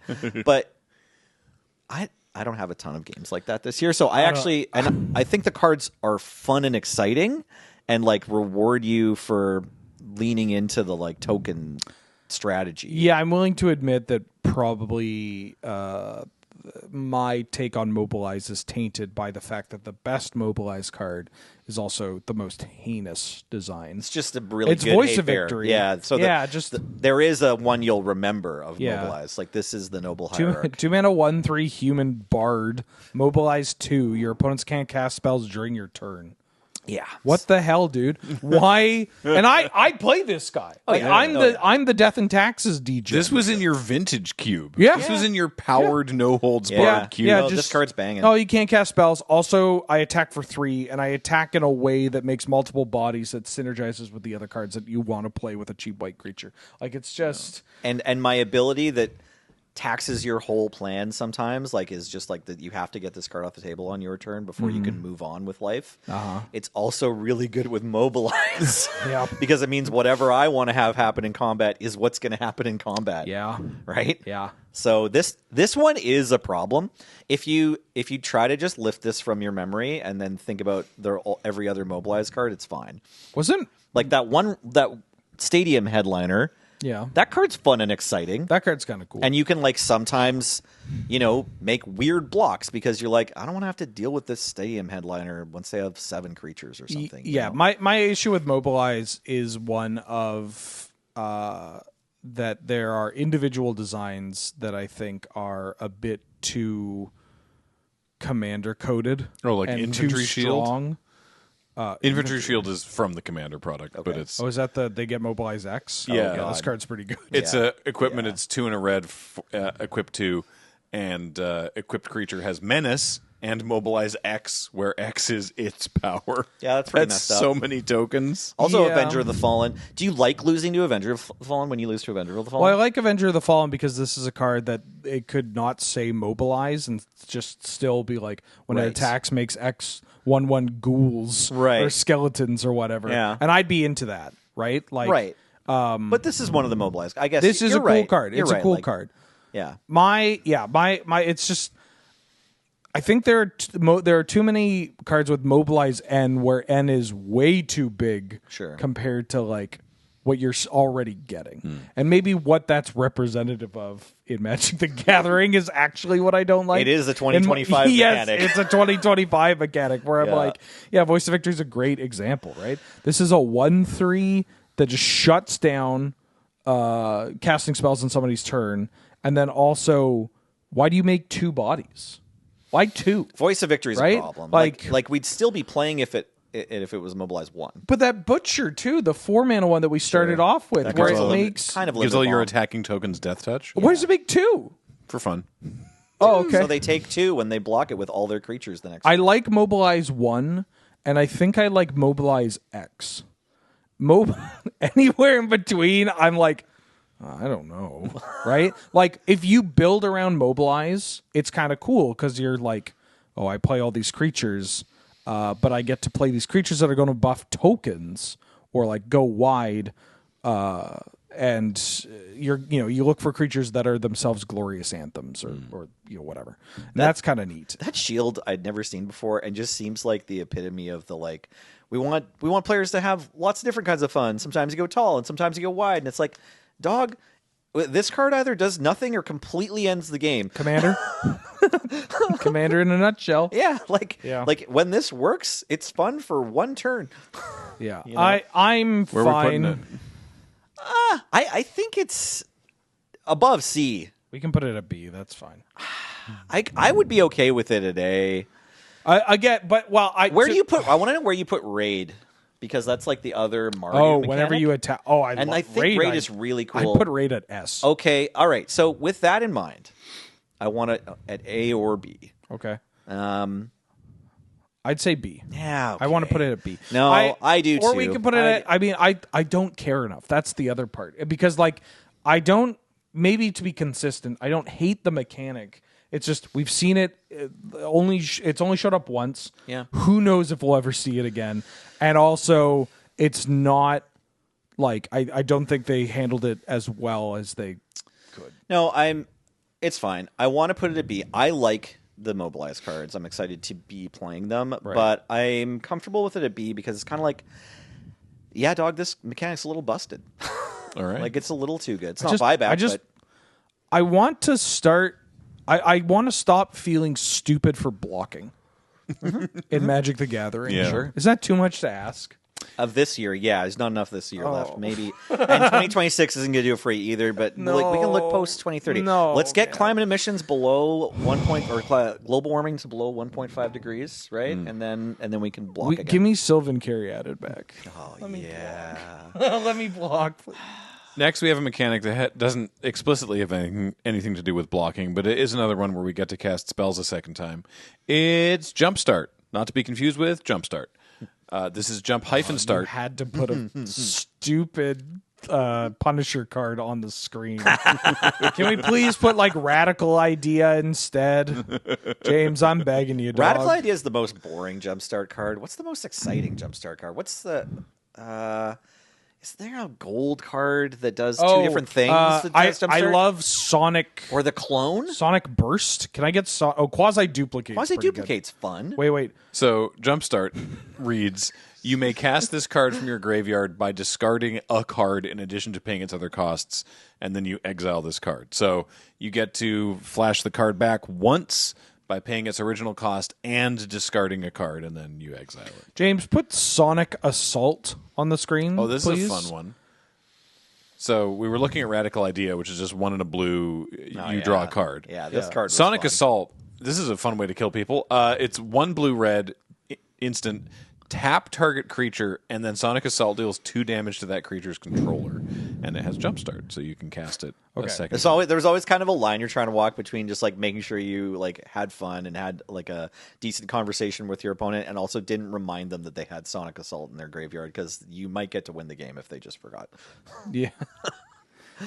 So this card suffers some of the same issues with Flashback, in that it can be repetitive. And it can also, there's some memory issues with it, right? And that sucks. I'm like, I forgot that you had that in your graveyard. Yeah. Or I forgot that I had that in my graveyard. Yeah. Yeah. But I find that the discarding a card, discarding a card removes the card advantage from it, which makes it less popular among like competitive players. It's not degenerate. Yeah, it's not degenerate. The mechanic is inherently fair. But I really like Jumpstart. Yeah. Oh, and the one other issue is that this is also a product they make.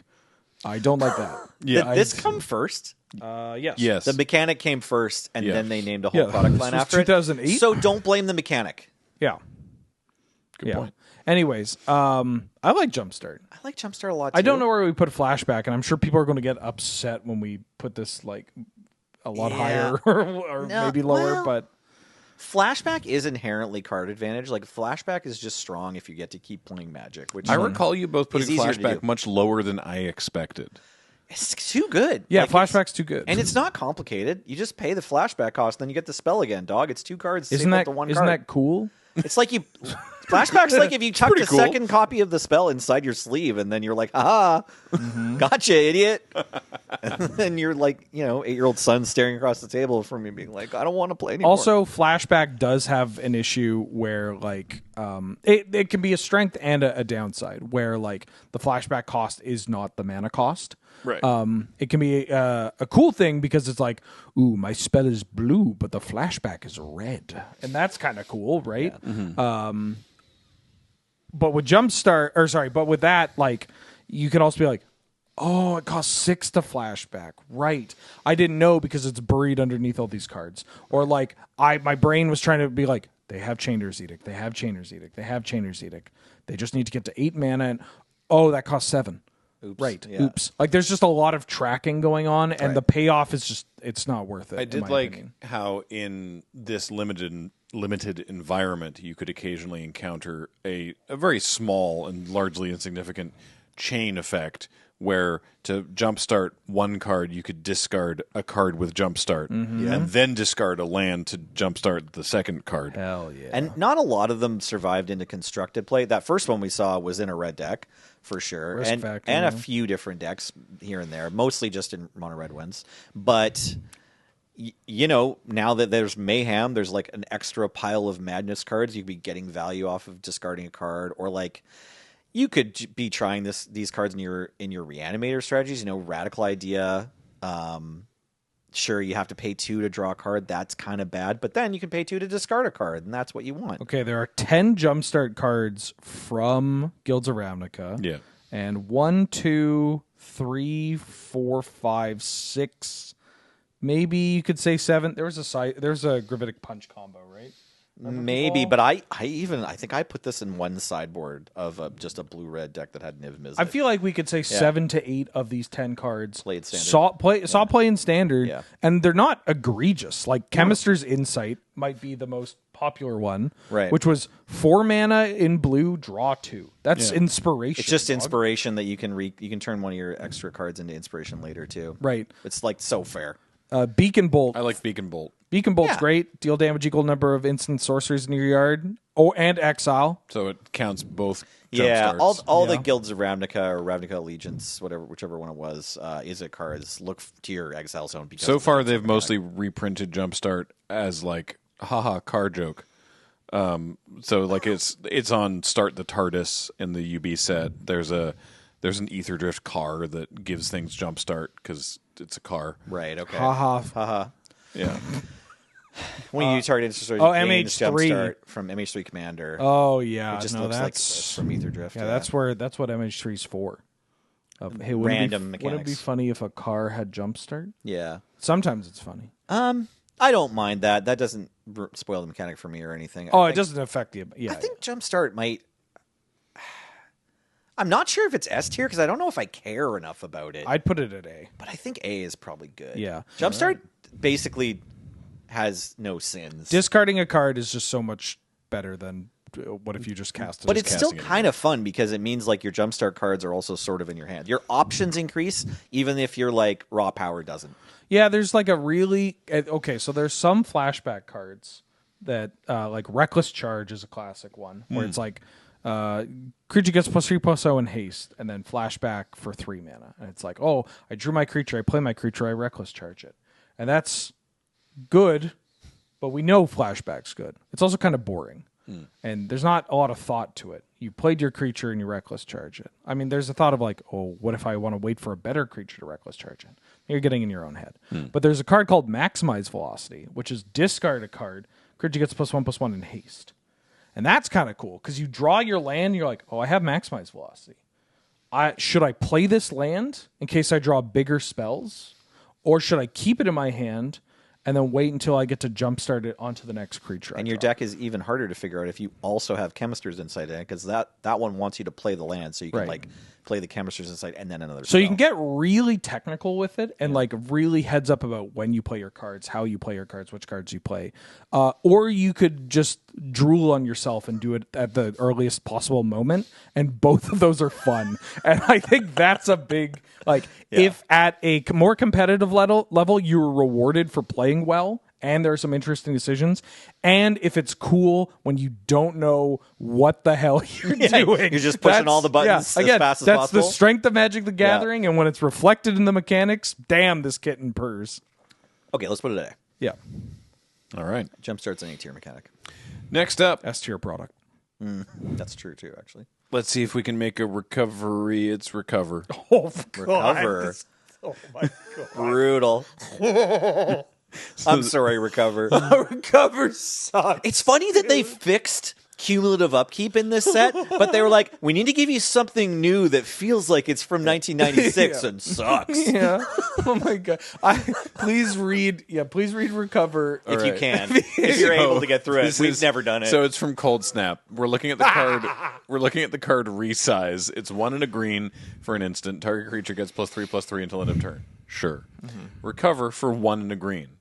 When a creature is put into your graveyard from play, you may pay 1 and a green. If you do, return this card from your graveyard to your hand. Yeah. Otherwise, remove this card from the game. Gone. Oh, man. So hold up. Yeah. If you play a creature and you don't recover, this when card... a creature dies. When a creature dies. Sorry. One of your creatures dies. When one of your creatures dies. Look, already you didn't do it. Yeah. You didn't do it. You can't read Recover. No one knows what Recover does. You have to read the ability like 4 times in a row. If one of your creatures dies and you cannot at that moment pay the Recover cost, the card in your graveyard with Recover just evaporates. You get one chance. Opportunity. Chat GPT ass mechanic. No, I need the spell to go back to my hand. Okay. Otherwise, it's exiled. No, like it's so.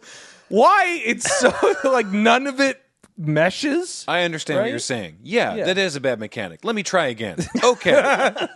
It's exiled forever. No. What if I just tapped out and they killed my creature? Now I lose my spell too? Oh, you're right. That does sound bad. How about this? No. We'll exile it. Yeah.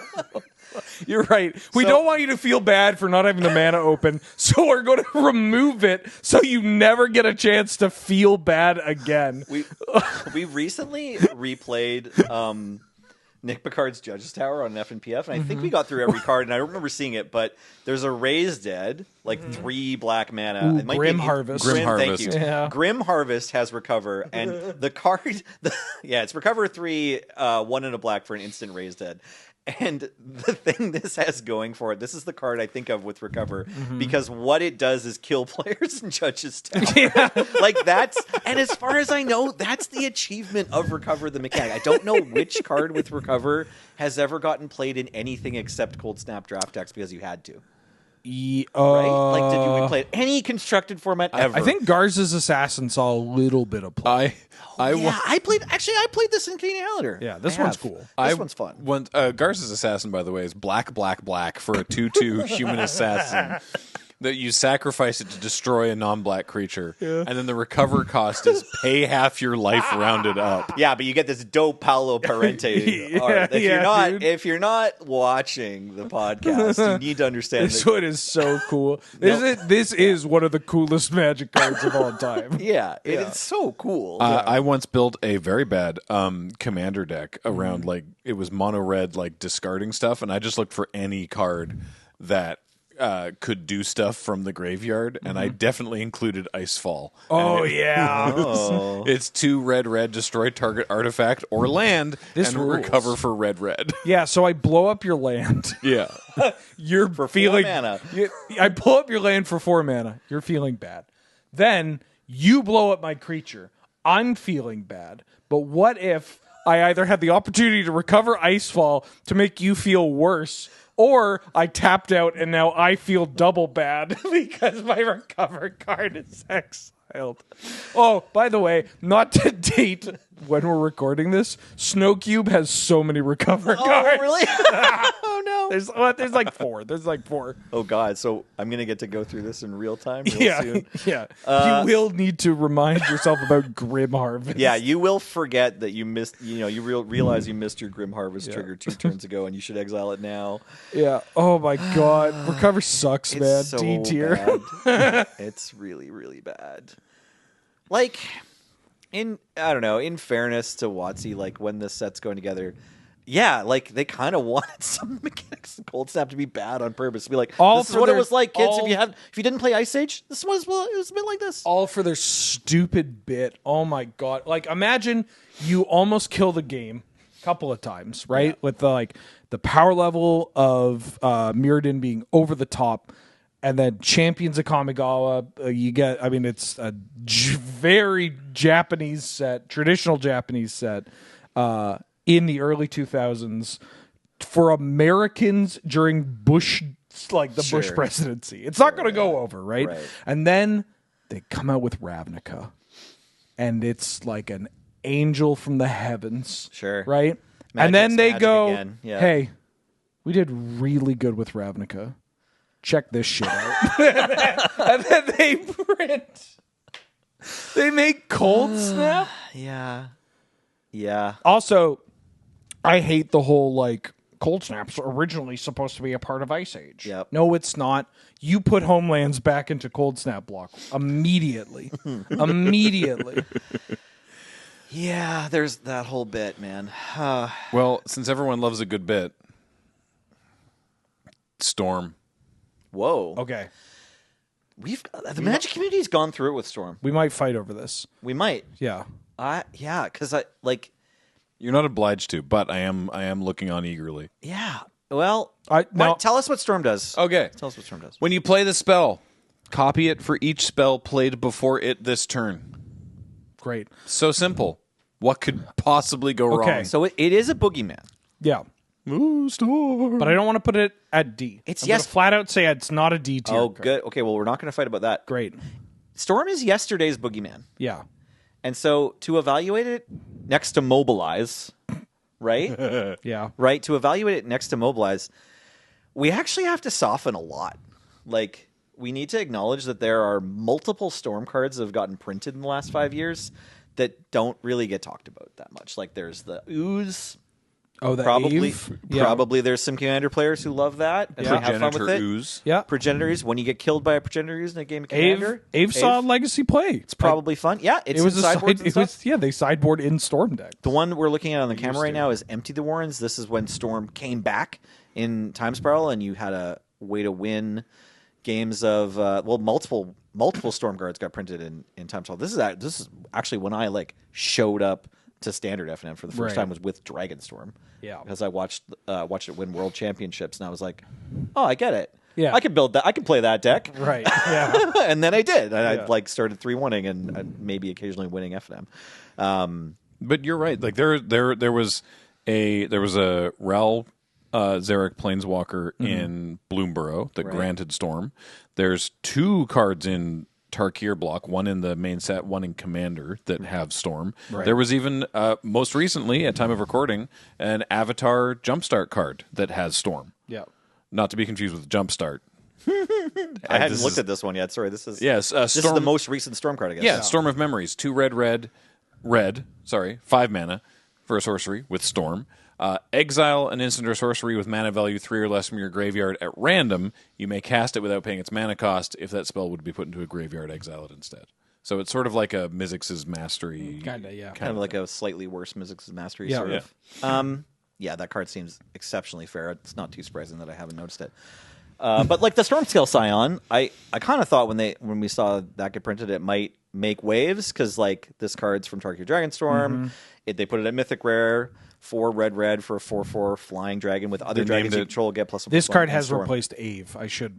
Okay, sure. Yeah. They named it Stormscale Scion, which I think is a very. Yep. It's very cute, but I like it that it's named after the Stormscale, which is like because we're talking about mechanics, right? It's infamously the this is not how it started, but this is what Mark Rosewater turned it into of this scale between 1 and 10 of how likely they are for a mechanic to come back or not, whereas 10 for Storm is the least likely mechanic to return, which, as it turns out, not the case. No, right? It should be the Dredge scale. Right? Should be the banding scale or the banding scale. Yeah, but Storm scale sounds better. Should be the bands with other legends. So the thing about Storm, and this does kill people. Like this card does kill people. Yeah, but it also costs 6 mana. It takes some time. Yeah, is that when you print a card that ends the game like that, that has Storm. I snapped my fingers. I don't know if that got picked up. You're an idiot. But when you print a Storm card that does something cool, like here are all my dragons, kill them or kill me, and you get a turn, and it's a big mythic rare, that's cool. When you get a utility card with Storm, that's necessary. Or cool, right?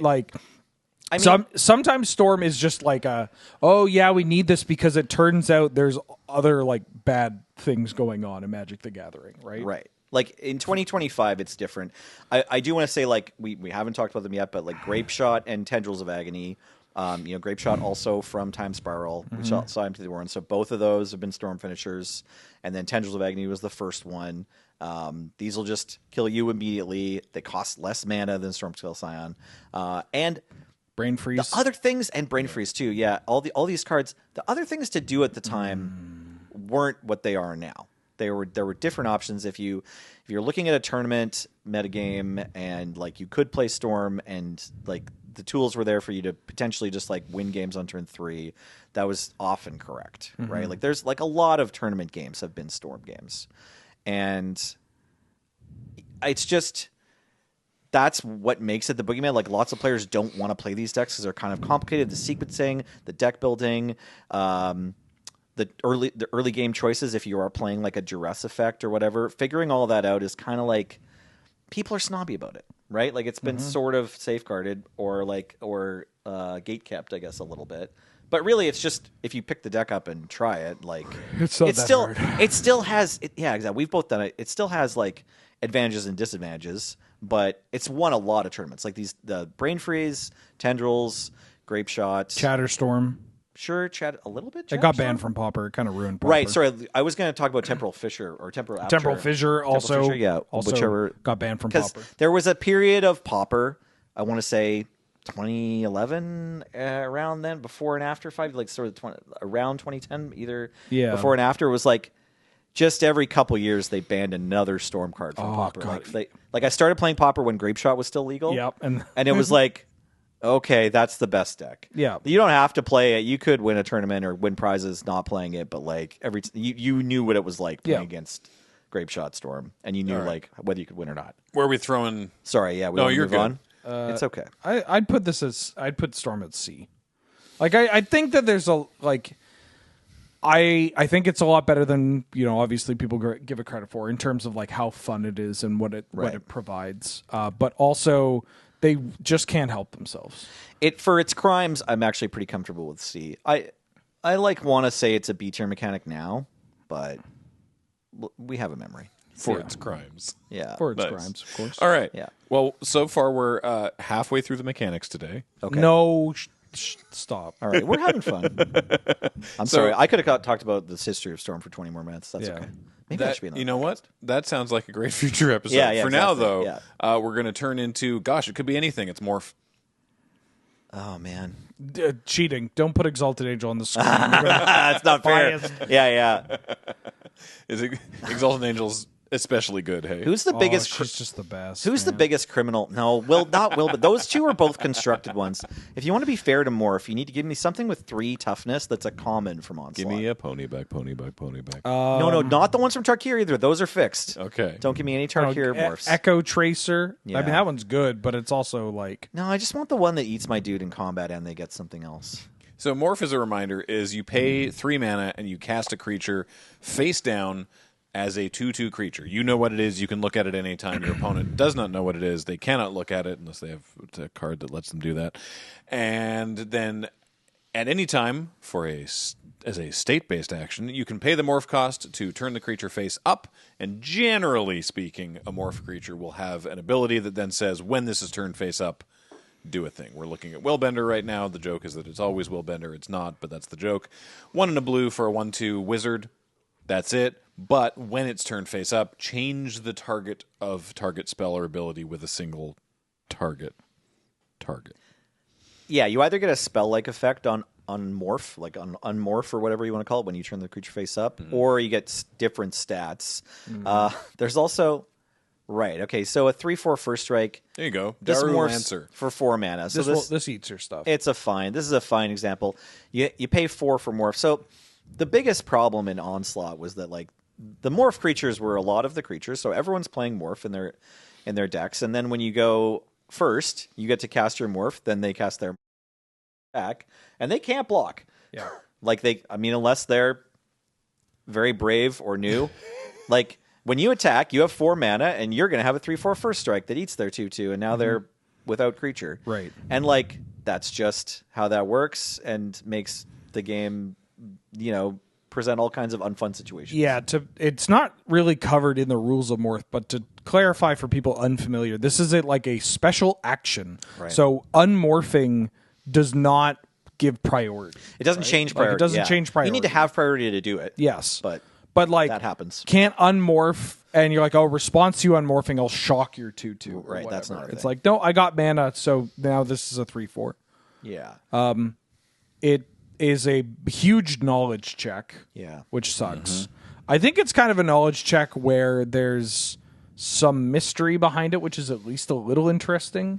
You know? Like, you're like, oh, what could it be? And that's kind of cool at a casual level. At a competitive level, it does filter down to like 1 or 2 different creatures. Yeah, that's kind of interesting. Right? Yeah, this morph really is a limited mechanic. Like the morphs that have made it into constructed play are not numbered high enough that once you've watched your opponent's deck, you can't guess with a really high degree. Right. Of accuracy. There's usually, I will say, it is a mechanic that is interesting that you are incentivized to play more than one. Yeah. Because like even if you're on 4 Exalted Angels, 1 Willbender or whatever, like they have to respect the Willbender at certain points of time. That's so rare that ever happens though too. Normally, like I'm even thinking about Canadian Highlander, like where we play 40 different named creatures. And it's like you still usually know which one they're on.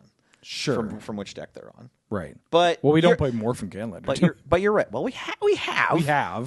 That Skies, that Pyromancer got some play. Right. But like I'm thinking about this in constructed, like throw over the years. Like when it was in Time Spiral, we saw like Fortune Thief. That's true. The Brine Elemental, the Suvan Doppelganger, and the Pickles deck did get to play some morphs where they might surprise you. Yeah, so that was cool. You're right. It has had some moments in constructed where it's like, shell. I think morph is like a solid C. Or wait, no, we are D's the worst. I could put it at B. I could put morph at B. I just want to say this because I can't remember if did we do Cloak and Disguise already? We put Cloak and Disguise low because they're morph, but they remove the love of it. I want morph to be above Manifest, yeah, and everything else that does anything like morph. Okay. So if we're going with B, then that lets us put everything else at C or D if they're. I like we feel that. About it. Morph is so funny because they've tried to iterate on it so many times by making it better, and people hate it. Yeah, they dislike. They're like, "What do you mean megamorph? Get that counter off." I forgot about megamorph. Yeah, no, they've done it a bunch of times. You're right, but you know what? Yeah, the original morph, the idea of morph, the concept, the seed idea of morph, is cool and fun. Mm-hmm. It just turns out in the game of Magic, you can't have cool and fun things without a big price tag. No, sorry. Yeah, my bad. All right. Next up, I will gladly pay you today. No, I'll gladly pay you on Tuesday for a Riftwind Cloudskate today. No, I got this backwards. Hold on. I'll pay now, and I get. Hold on. Suspend. It's suspend. We're looking at suspend. I ruined that segue. In 3 turns, we're going to get the best segue ever. Yeah, it'll be awesome. Suspend is you pay a cost. It's suspend N for a cost. You pay that cost. You exile the card.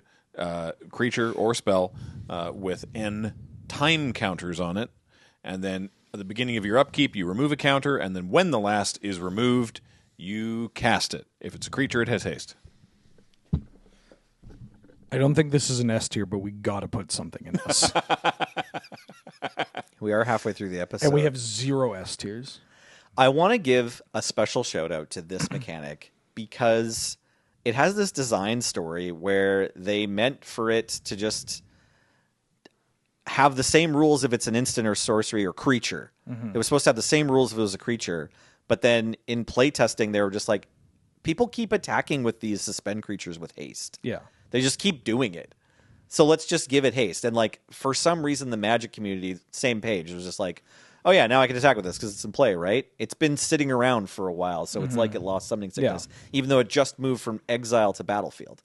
And that's kind of cool. That rules. I like that story. I enjoy it. Feels human. Yeah, it feels it really just locks on to what is important. How do people want to play with the cards? Yeah. Or what is the expected outcome of what's playing the with intuition of the cards? How do you feel the cards should work? People can lose games as long as they feel like it is fair. Yeah. And fairness stems from like an understanding of like everything was on the table, right? Right. A baseline understanding of most of your opponent's options and stuff. Yeah. Flashback can feel bad or whatever because it's just like, oh, this was in the graveyard underneath 40 cards. You didn't ask to look at my graveyard, idiot. Lose the game. But like this is like it's there. It's like, oh, it's coming. Yeah, every turn I'm going to remember. You kind of have to make like an acknowledgement of like, oh, before I draw. Yeah. One more. Yeah. Right? And then your opponent sees that and thinks like, okay, I got a plan around that. Does have memory issues. I agree with you. It's like an A tier mechanic, but maybe we're putting it in S for this episode because of the like if we were given the whole 100 card spreadsheet, we'd be doing this differently. Yeah. But this is kind of like look at our friends here. We got Undaunted, Buyback, Provoke, you know? I do think it's a mechanic that benefits tournament level play. Like tournament level, like knowing how your cards work is great with Suspend. It's investing in the future, which is really exciting. But even like casual players like Suspend when they can give it to other things. Like Joyra was like one of the most popular commanders of all time. So popular. There's still so many Joyra decks together because people built them and haven't played them in 10 years. I'm going to put a Blightsteel here. Ha ha ha ha. Right? Like that's cool. And there are some Suspend cards that are just big donkeys. Yeah. Right? And like Greater Gargadon is such a cool card. Mm-hmm. I almost put Greater Gargadon in a deck this year. Yeah. Because I was just looking for red sack outlets. Free uncounterable sack outlet. 1 mana. Yeah. Red sack outlet. And it has 9 counters or something. It's like, and in my head, I'm like, can I play this? What if it runs out of suspend counters? And then I was like, Nelly, if it runs out of suspend counters, you get to attack for 9. Garg is a card where I think like it has gotten better just because like there are just more game objects that you can sacrifice. Yeah. But yeah, I'd put Suspend at S because we have to. But it should be at like A. It should be A, but or like high B. But like it looks like we're not going to risk. The thing is, Suspend doesn't really have any crimes either. Like, what's the worst thing to happen with Suspend? It's like you forget to take down your counter. Sure, people being tilted out about Chronomantic Escape. Oh yeah, no, that is the worst thing. It's just human error. So I want to forgive the mechanic because what the worst thing happens with Suspend is you untap. You're like, oh, I missed my counter last turn and it only had 2 left. But so I guess this is in play now. But even like tournament rules, I'm pretty sure it's just like, take it down. Also, here's $5. Right? I don't know. Let me get you a back massage. Oh, you missed your pact and Suspend? Yeah. Oh, you must be distracted. There's a lot going on for you. We'll give you a game win. The judge is your personal assistant now. No. Well, perhaps putting Suspend at S tier will encourage you to engage. It's Warp. Warp is next. Oh, S tier. Warp is actually so dope. It's funny that they both are like stuff goes to exile mechanics. Warp so this is incredible. Yeah, it's brand news from Edge of Eternities. You got a creature. They're permanents. They're permanents. Yes, they're all permanents. Yeah. They're not instants and sorcerers. Yeah. They have a cost, but they also have a warp cost, and you can cast it for its warp cost. It comes into play. It can't attack. It does not have haste from warping, and then it maybe has an enter the battlefield trigger. Generally, it does, or it has some reason that it wants to be in play, and then it goes away into exile at the end of turn, and then you can cast it for its full cost on a later turn. A later turn, which could be next turn or your opponent's turn. When it first got previewed, like when we were doing like the judge video for it or whatever and getting ready for the PPR, I was like, we're going to treat it like Dash. We're going to think it's Dash. And then we played with it for one day and I was like, no, it has its own vibe. Yeah. I'm not getting it confused with Dash in my head at all. It's like a delayed Evoke, Yeah, maybe it's closer to Evoke. It has something in common with Suspend, too, and Adventure. I don't know. It's got its own thing. The All Fate Stalker, the one on the screen, that is a warp creature that when it ETBs, you exile one target non-assassin creature until this leaves play, is like the perfect example. Yeah. Because like when you cast this as a card, it's like a Fiend Hunter sort of card. Yeah, right? 1 more mana for 2 Fiend Hunter. Tucks the creature under, it's gone, right? Until this thing leaves play. But it deals with that creature. When you warp it, it's temporary. Right? Because this card's leaving play at the end of turn. So it changes how you use the card in that makes it, I'm going to get rid of your blocker temporarily. I'm going to reset my own ETB. I'm going to warp this after I've warped something else to tuck it so that when this leaves, the warp card comes back and I get it permanently. Why did I never do that at any point in Limited? You didn't draft EOE enough. Yeah. I drafted so much. I'm thinking about it now. I'm wondering if all the mechanics from EOE are S tier. Lander tokens are sick. Void is sick. I think Void might be an S tier mechanic EOE too. is pretty incredible. EOE was based. It's a really good set. I still like FF draft more actually, but I think Warp's S. My only knock against Warp is that the name is a little too stuck to my only knock against Warp is they didn't print us a Warp token. I don't know why we didn't get Airbend and Warp as zone adventure looking cards in the packs this year. I don't know what happened there. Because I don't think I don't think people use them. Right? How many people use a companion token? Do you not use your adventure token? Do we use it sometimes on N100? Never. You know what's funny is that our next mechanic is one that I think is actually and very, very likely will be ranked higher than it would have if it didn't have special tokens for it. Okay. We're looking at Offspring. I think Offspring's a cool mechanic mechanically. I think the fact that they did all the Offspring tokens actually makes it better. Well, yeah, because they killed it. All the Offspring tokens are candidates for most important piece of Magic art. Every single one is in the conversation. Yeah. Mind if I flex a little bit? Yeah, do that. James, could you pull up the Offspring of Paw Patch Recruit? Do you own this original or something? Now, as the owner of the original art of the Offspring of Paw Patch Recruit, hell yeah, this cute little bunny decked out in mom's armor, it's just, you're right, but I think that is a good, that's fine. Yeah. Right? Because we have these little critter tokens, we like it more. Yeah. But that's so much of what makes Magic great. It's just part of right? Magic. Yeah, right? exactly. I wouldn't care about Living Wall nearly as much if Anson Maddox hadn't knocked it out of the park. Yes. I'd just be like, it doesn't attack or have any power? But also Offspring is just it's good, it's fun, it plays well at casual tables, at competitive tables. Thundertrap Trainer sees vintage play. It is a vintage staple. Which one's Thundertrap? The blue one. 2-mana, 1/2 Otter Wizard, ETB. Look at the top 4 cards of your deck. Reveal a non-creature, non-land. Put it into your hand. The rest on the bottom. Offspring for 4. For a couple of reasons, right? Blue card finds finds Ancestral Recall, can find Moxen and whatnot, can cast it off Luris, happens to be a wizard. It checks off all these boxes. But also, this card is just fun to play with and good to play with outside of the highest power levels. People love Offspring in Commander. There's an Offspring Commander, Weird Birdo. I forget its name. It's Zerata or Zurian or something. XYZ kind of beasts Weird Birdo. Just everything. Get Offspring? Zinnia Valley's voice. Just every creature. Yeah, has creature Offspring. spells you control or you cast have Offspring 2. This is a weird Birdo. It's a bird bard. This Birdo asks you to come over to his house for tea the day you met him. Right. And you're like, I'm not doing anything, but I don't feel good about this. Offspring, it just a lot of the Offspring cards also just don't feel bad to play without Offspring. Yeah. Which is a huge thing, right? You never feel like you're railroaded into making one choice and only one choice. I should say, as a reminder, what Offspring does, which is that you cast a creature spell and then you can optionally pay an additional cost, which is the Offspring cost. It's different for every card. And if you do that, you make a token copy that is the same creature again, except it's a 1/1. So it's weaker in the it's physically weaker because it's a 1/1.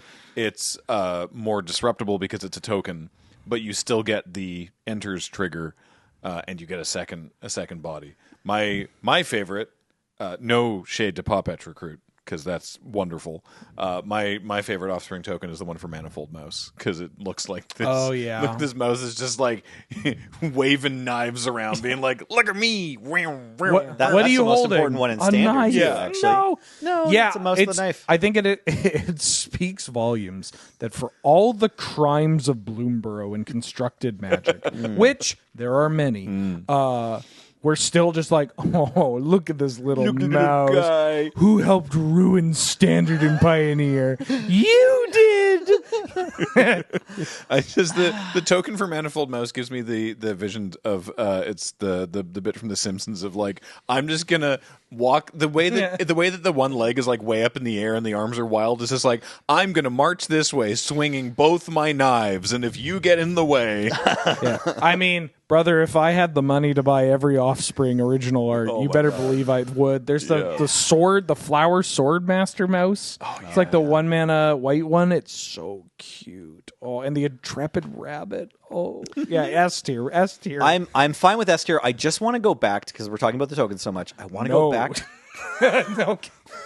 1 second.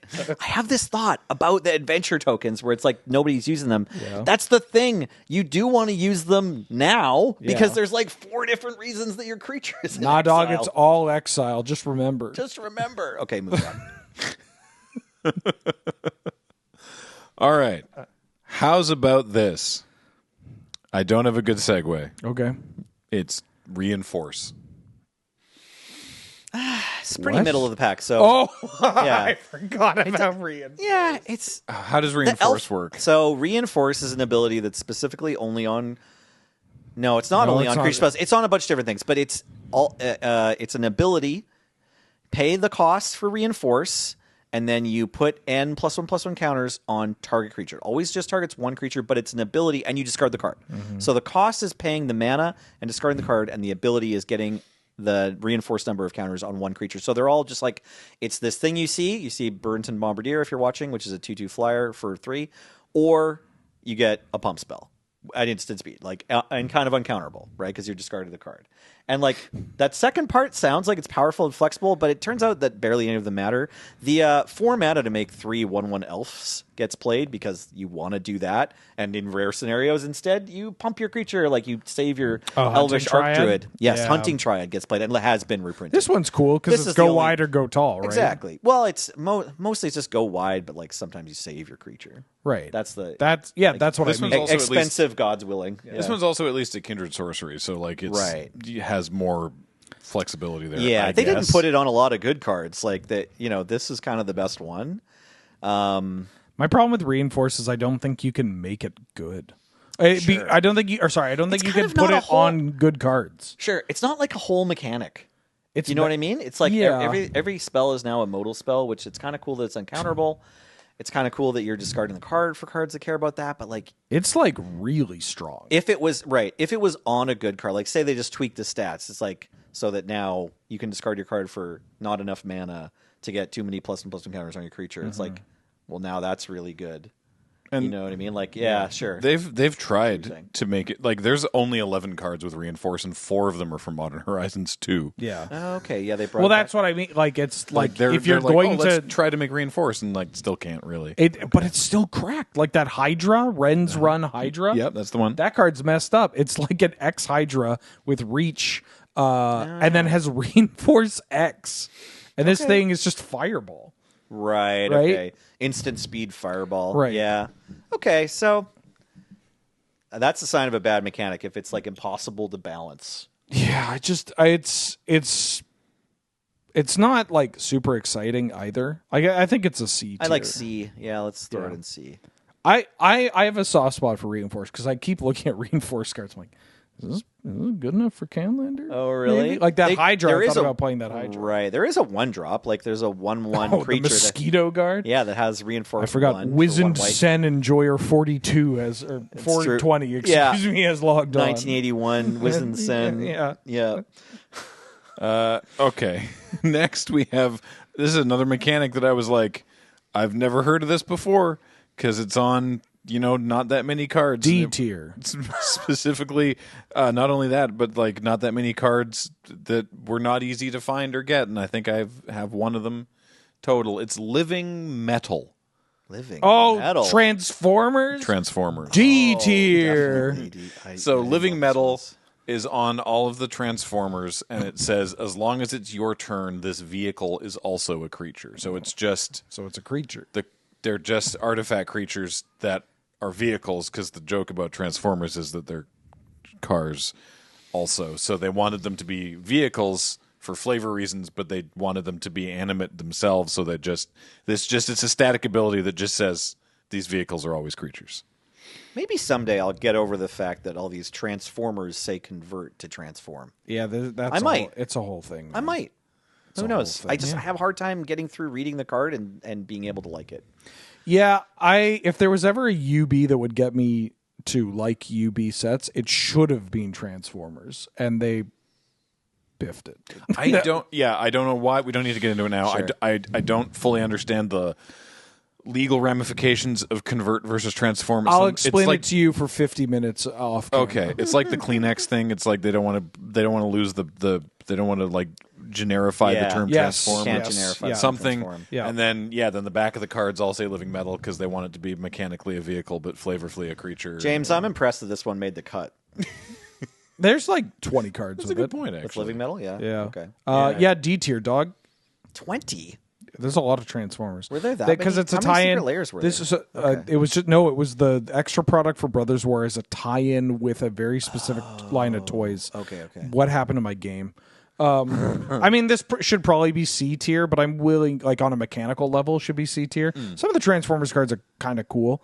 It's just, But living metal is the whole package just kind of sucks, man. Like it's just in the same way that we're giving extra points for Offspring because you feel something when you play it. We're taking away points from living metal because you feel something when you play it. I feel something when I play it. It's like, look at how they massacred my boy. Yeah.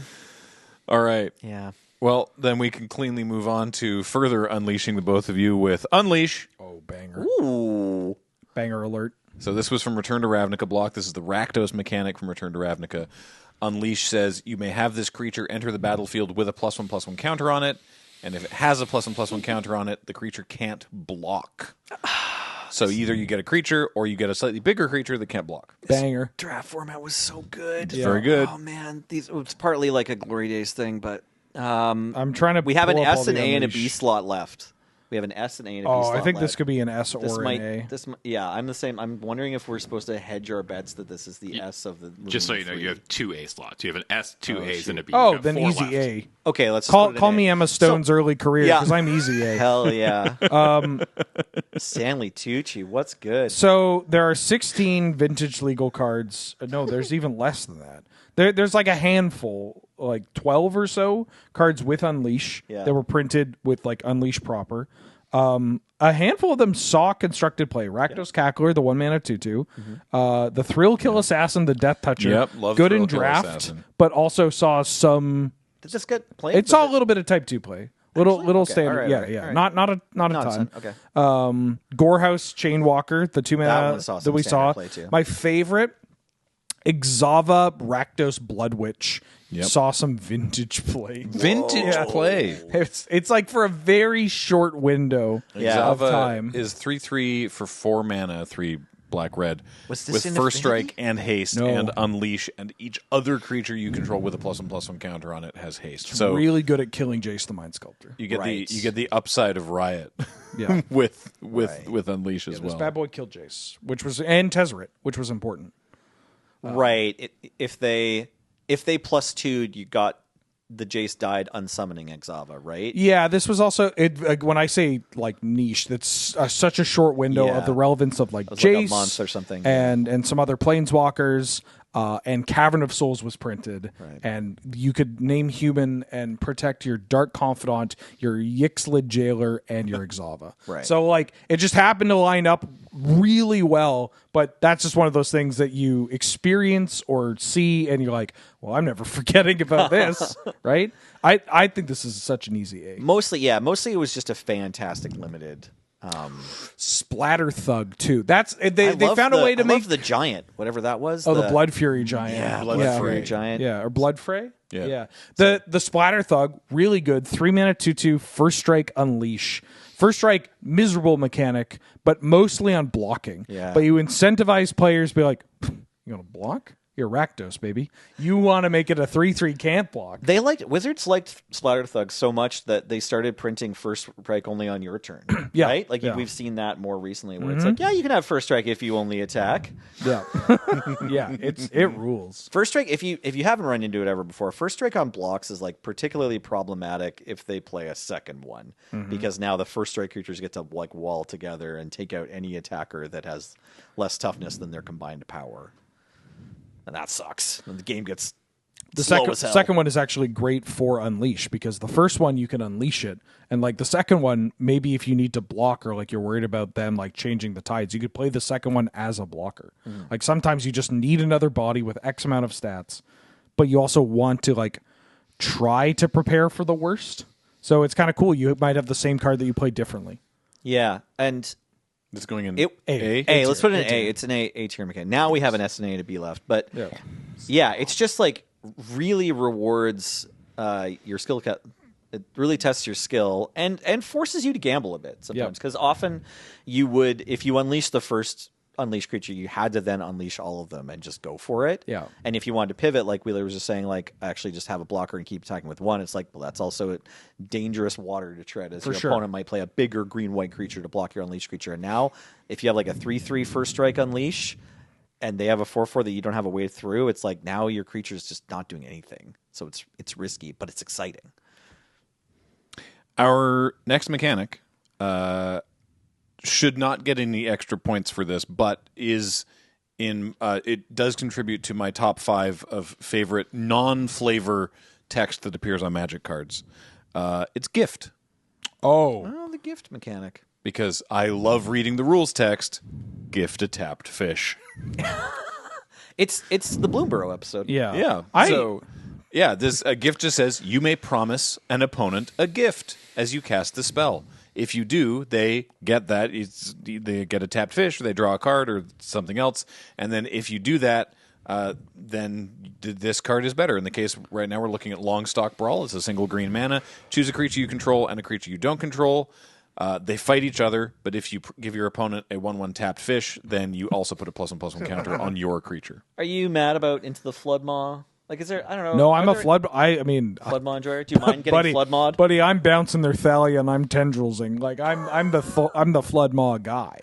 I think Floodmaw is too good. That's what I mean. It's like this. Yeah. Floodmaw is kind of the most played. I think best gift card. You do gift them a tapped fish, but oftentimes, like when you're casting it, that tapped fish doesn't matter. Yeah, and so like that's I think probably the most fair or harshest lens to look at the gift ability. Yeah, but at the same time, like there's going to be an outlier for a mechanic that is so why would I ever want to give my opponent something good?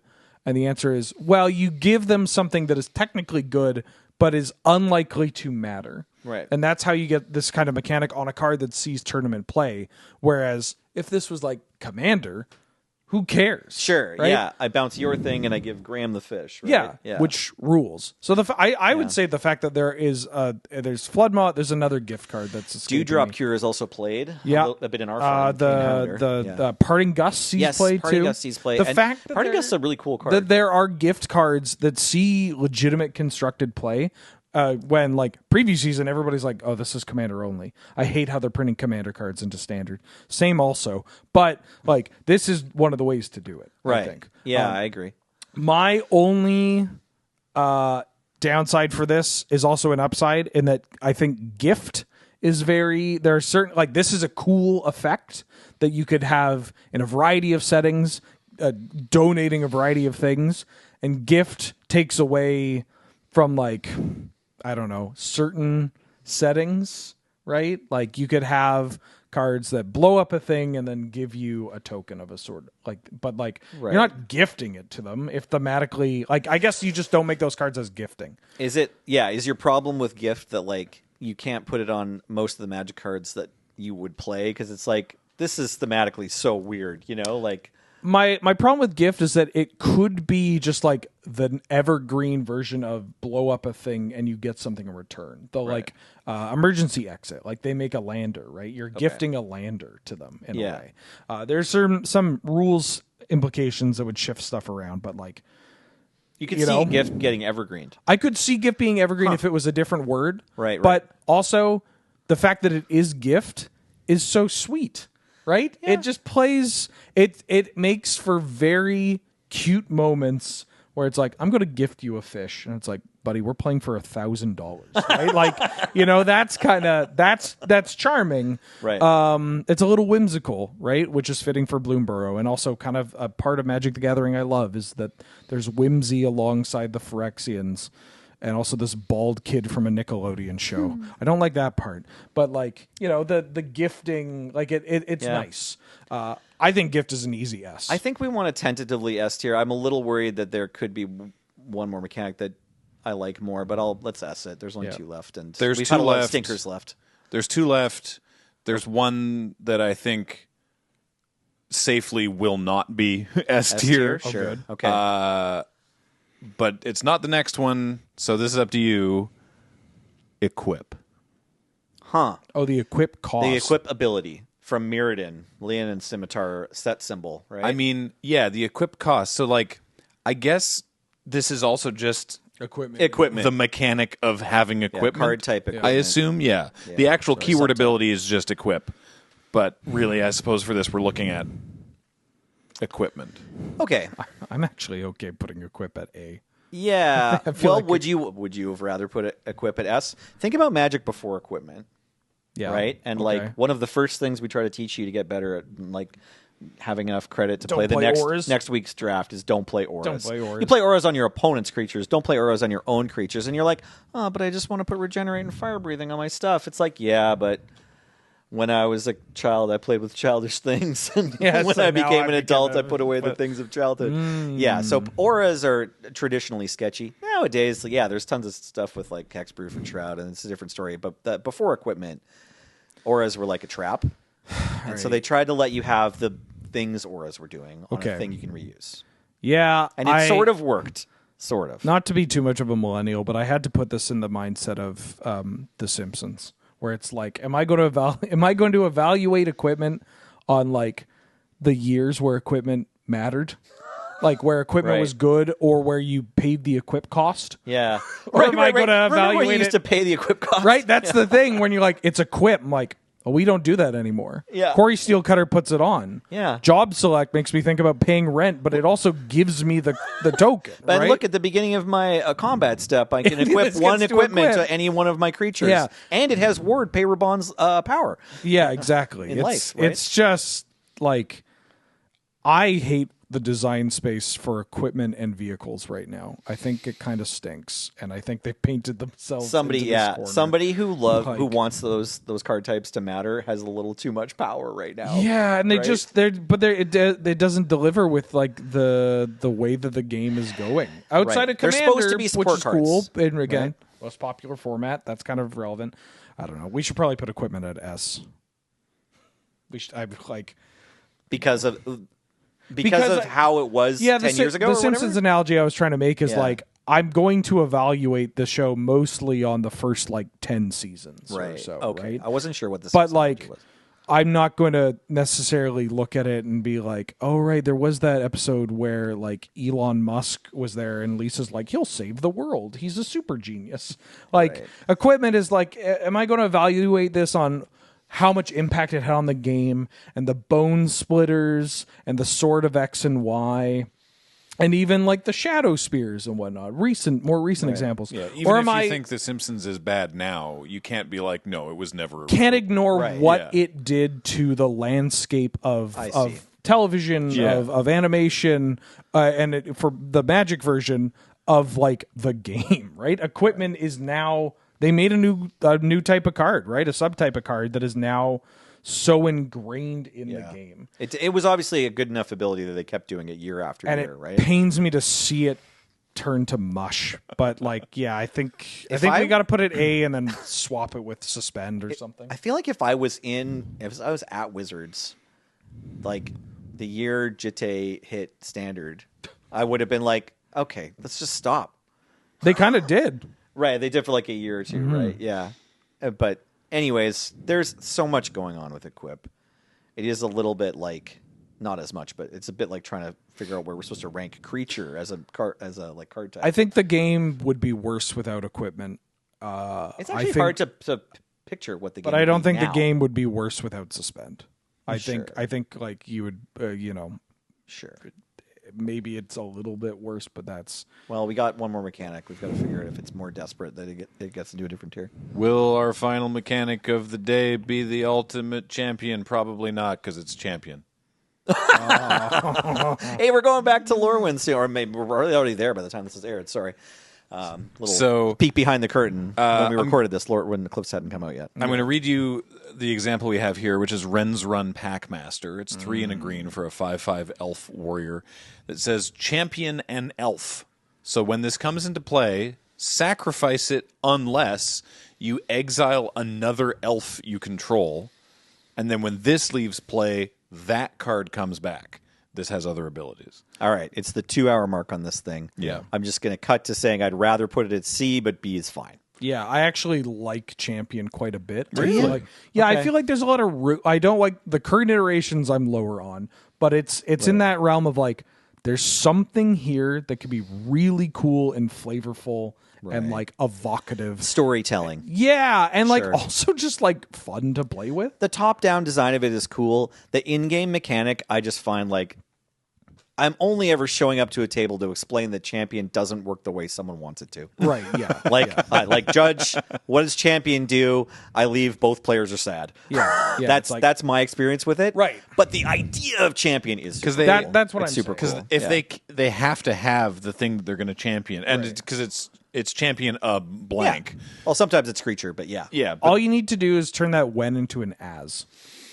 Like if you just make it additional cost. Honestly, yes, they needed to take this ability and make it a bit more complicated to understand at the get-go, and then the in-game like situations it creates would be a bit less complicated. Yeah. Right? Yeah. B is fine because it is the kind of ability we'd like to see them trying more of. Like I remember when it came out, other card games were like, people were aware like, oh, Yu-Gi-Oh! Or whatever it is, like you can make your monster bigger by playing another card on top of it. Yeah, or Pokemon, right? Like Pokemon, you can evolve your Pokemon. I've actually played that one, and that's fun. Like turn your Pikachu into Raichu or whatever. Like that's cool. in this case, if your Raichu dies, your Pikachu comes back. Yeah, that's right. That's cool. Yeah, and that's cool. That would be a good feel in Pokemon instead of just losing your prize card, right? Okay, well, here's where we ended up at the end of today. Do you want to make any swaps now? Well, I'm interested in Wheeler's angle that like equip is so core to the game that we're gonna feel weird about devoting our lives to it if we don't think it's S tier. It's like a lockstep culty thing. I believe they could fix equipment. Well, they have been, right? Like we're seeing a ton of cards that let you equip stuff for free now, as along with getting a body, and it's clearly like part of an effort to be like, we need equip to like find its place. Oh, I don't think that's fixing equipment.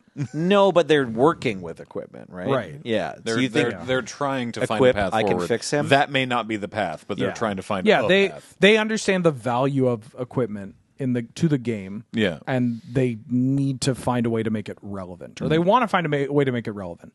And I personally think the way that they are doing so is removing the identity of equipment.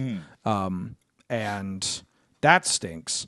But also, if they're like, okay, you don't want equipment? Fine. We're never putting another piece of equipment. I'm like, oh, that kind of sucks. That sucks. But I'm not like, no, suspend! Come back, please! Right? You feel, also, it feels weird to me that Offspring and Gift both got S tier. Like, I didn't like Bloomborough that much. Yeah, but the mechanics are great. Actually, these mechanics are sick. Suspend, also worth noting, so often people try to circumvent Suspend, right? Sure. They try to figure out, like... There's a whole modern deck. Yeah. Multiple modern decks. Right. But that's Cascade's fault. Yeah. Not Suspend's fault, exactly. Yeah. Or like the best example for casual players is like, what if you suspended cards that don't have suspend? So you kind of just circumvented the design, like the intention. Right. Suspend. Design. Okay, so maybe suspend is party to some crimes. Yeah. You could say the same of equip though, but equip is pretty fundamental. It's kind of equip feels like it should get a weird pass on this. You know what I mean? Casuals love it, but maybe it's kind of like flying, where I don't want to give it a pass. I just want to S tier it. Yeah.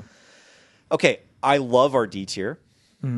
And then it feels like we should have gone more polarized with Storm, where we put it on one bookend or another. I mean, either like Storm's S tier because it's broken, or Storm's D tier because it's broken. Yeah. You know? Storm being C feels a little weird to me, but I guess it's a compromise. Yeah. No, I'm okay with... Wait, we've got to fight more. Just kidding. It's been 2 hours and 5 minutes. Let's put Equip at S and Suspend at A. It's fair. Suspend is a great mechanic. Yeah. He's tired. You feeling good about it? Great. Okay. Well, there we go. Gosh. Episode 5 had a lot going on. I mean, we had to explain some of these mechanics that people don't know. Yeah, some of these are like, these are on 9 cards, so here you go. Yeah, I'm having a blast with this series. This is great. I'm glad that you all seem to be enjoying it as well. Really appreciate it. Thanks, James, for putting this together. I want to remind everybody that this show is brought to you by Card Kingdom. Check out cardkingdom.com/LRR. Buy yourself a card with Provoke. No. Just to feel something. Or don't. Unless that's Pauper. Buy your card. Then you can buy Deathblade Elite. Buy yourself a card with Offspring and buy the token. There you go. Do that. Yeah, buy the proper token, please, for the love of God. Use the code LRRMTG5 if you're buying something on Dragon Shield to get yourself a 5% discount. And, of course, most importantly, everything we do here at Loading Ready Runs is brought to you by you and your support of our Patreon or by becoming a member on this YouTube channel. Thank you so much for letting us do what we do. Until next time, I have been Graham, joined by Nelson. Hey, I was here. And Wheeler. James has been on Tech. Heather gets these online. Thank you for watching. We'll talk to you next time. Bye, everybody.